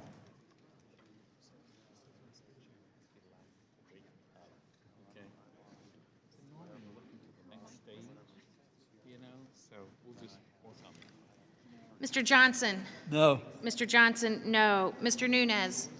No. Mr. Nunez, no. Mr. Teaberry? Mr. Reichert? No. Mr. Reichert, no. Mr. Roscom? No. Mr. Roscom? No. Mr. Roscom, no. Mr. Buchanan? Mr. Buchanan, no. Mr. Smith of Nebraska? Mr. Smith, no. Ms. Jenkins? Ms. Jenkins, no. Mr. Paulson? Mr. Paulson, no. Mr. Marchant? No. Mr. Marchant, no. Ms. Black? Mr. Reed? No. Mr. Reed, no. Mr. Kelly? No. Mr. Kelly, no. Mr. Renacci? No. Mr. Renacci, no. Mr. Meehan? Mr. Meehan, no. Ms. Nome? Ms. Nome, no. Mr. Holding? Mr. Holding, no. Mr. Smith of Missouri? Mr. Smith, no. Mr. Rice? Mr. Rice, no. Mr. Schweikert? Mr. Schweikert, no. Ms. Walorski? Ms. Walorski, no. Mr. Corbello? Mr. Corbello, no. Mr. Bishop? Mr. Bishop, no. Mr. Neal? Yes. Mr. Neal, aye. Mr. Levin? Aye. Mr. Levin, aye. Mr. Lewis? Yes. Mr. Lewis, aye. Mr. Doggett? Mr. Doggett, aye. Mr. Thompson? Aye. Mr. Thompson, aye. Mr. Larson. Mr. Blumenauer. Mr. Blumenauer, aye. Mr. Kind. Mr. Kind, aye. Mr. Pascrell. Mr. Pascrell, aye. Mr. Crowley. Mr. Crowley, aye. Mr. Davis. Mr. Davis, aye. Ms. Sanchez. Ms. Sanchez, aye. Mr. Higgins. Mr. Higgins, aye. Ms. Sewell. Ms. Sewell, aye. Ms. Del Bene. Ms. Del Bene, aye. Ms. Chu. Ms. Chu, aye. Mr. Teaberry. Ms. Black. Mr. Larson. Chairman Brady. No. Chairman Brady, no.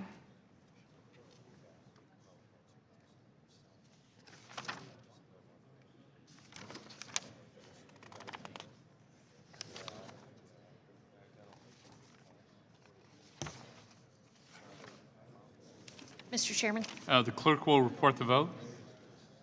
15 yeas, 22 nays. There being 15 ayes and 22 noes, the amendment is not agreed to.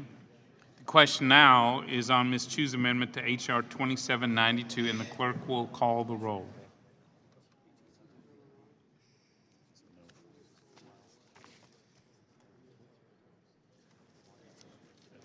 Mr. Johnson. No. Mr. Johnson, no. Mr. Nunes. No. Mr. Nunes, no. Mr. Teaberry.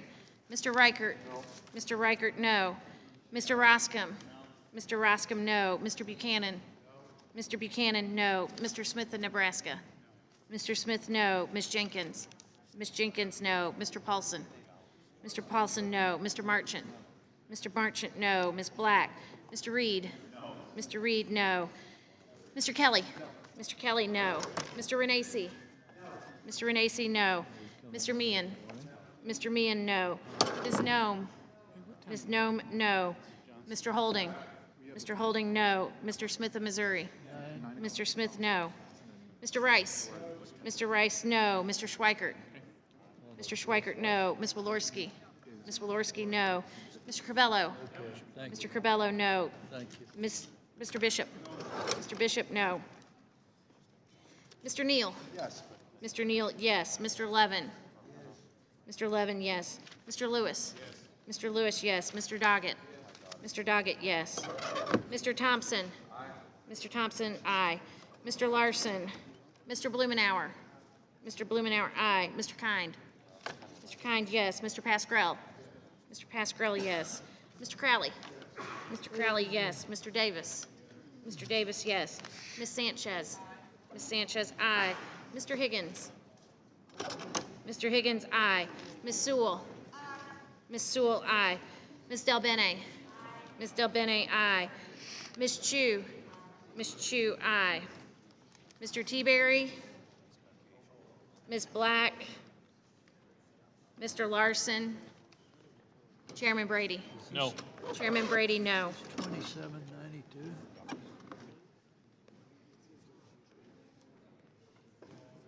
But we're going to report it favorably?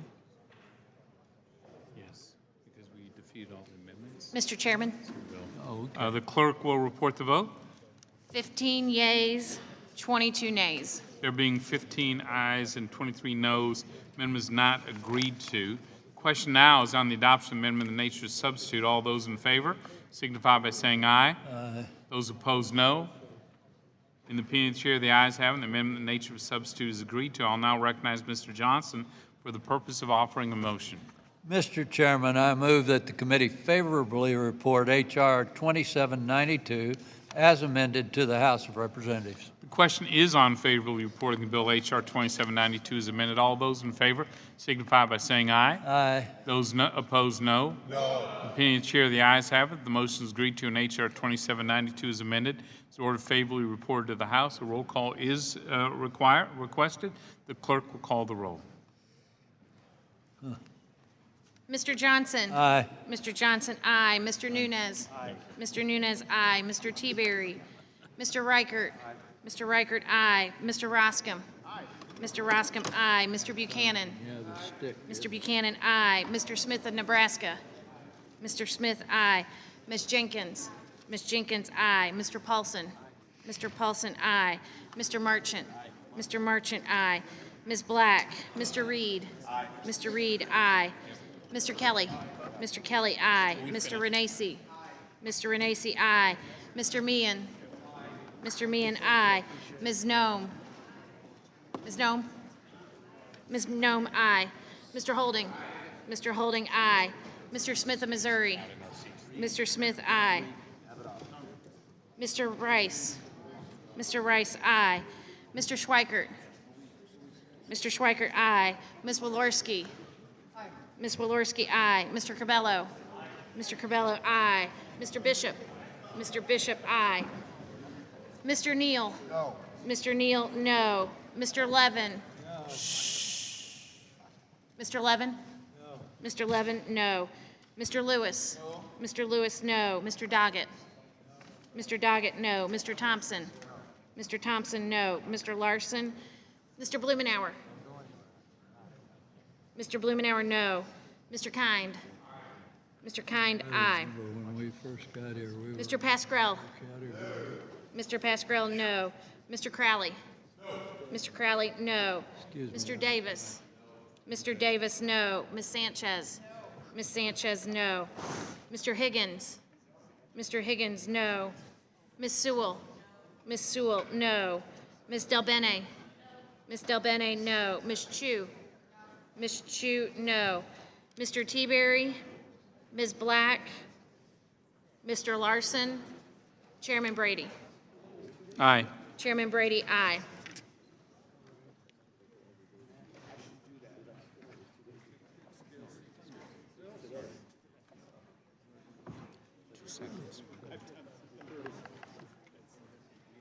For just a sec, till we finish up.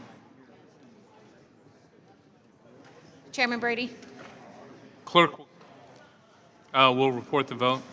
23 yeas, 14 nays. On this vote, the ayes are 23 and the noes 14. The motion is agreed to. H.R. 2792 is amended. It's ordered favorably reported to the House of Representatives without objection. I ask the staff be authorized to make technical conforming changes to the bill, and the members have 2 additional days. File with committee clerk supplemental, additional, dissenting, or minority views. There being no further business before the committee stands adjourned.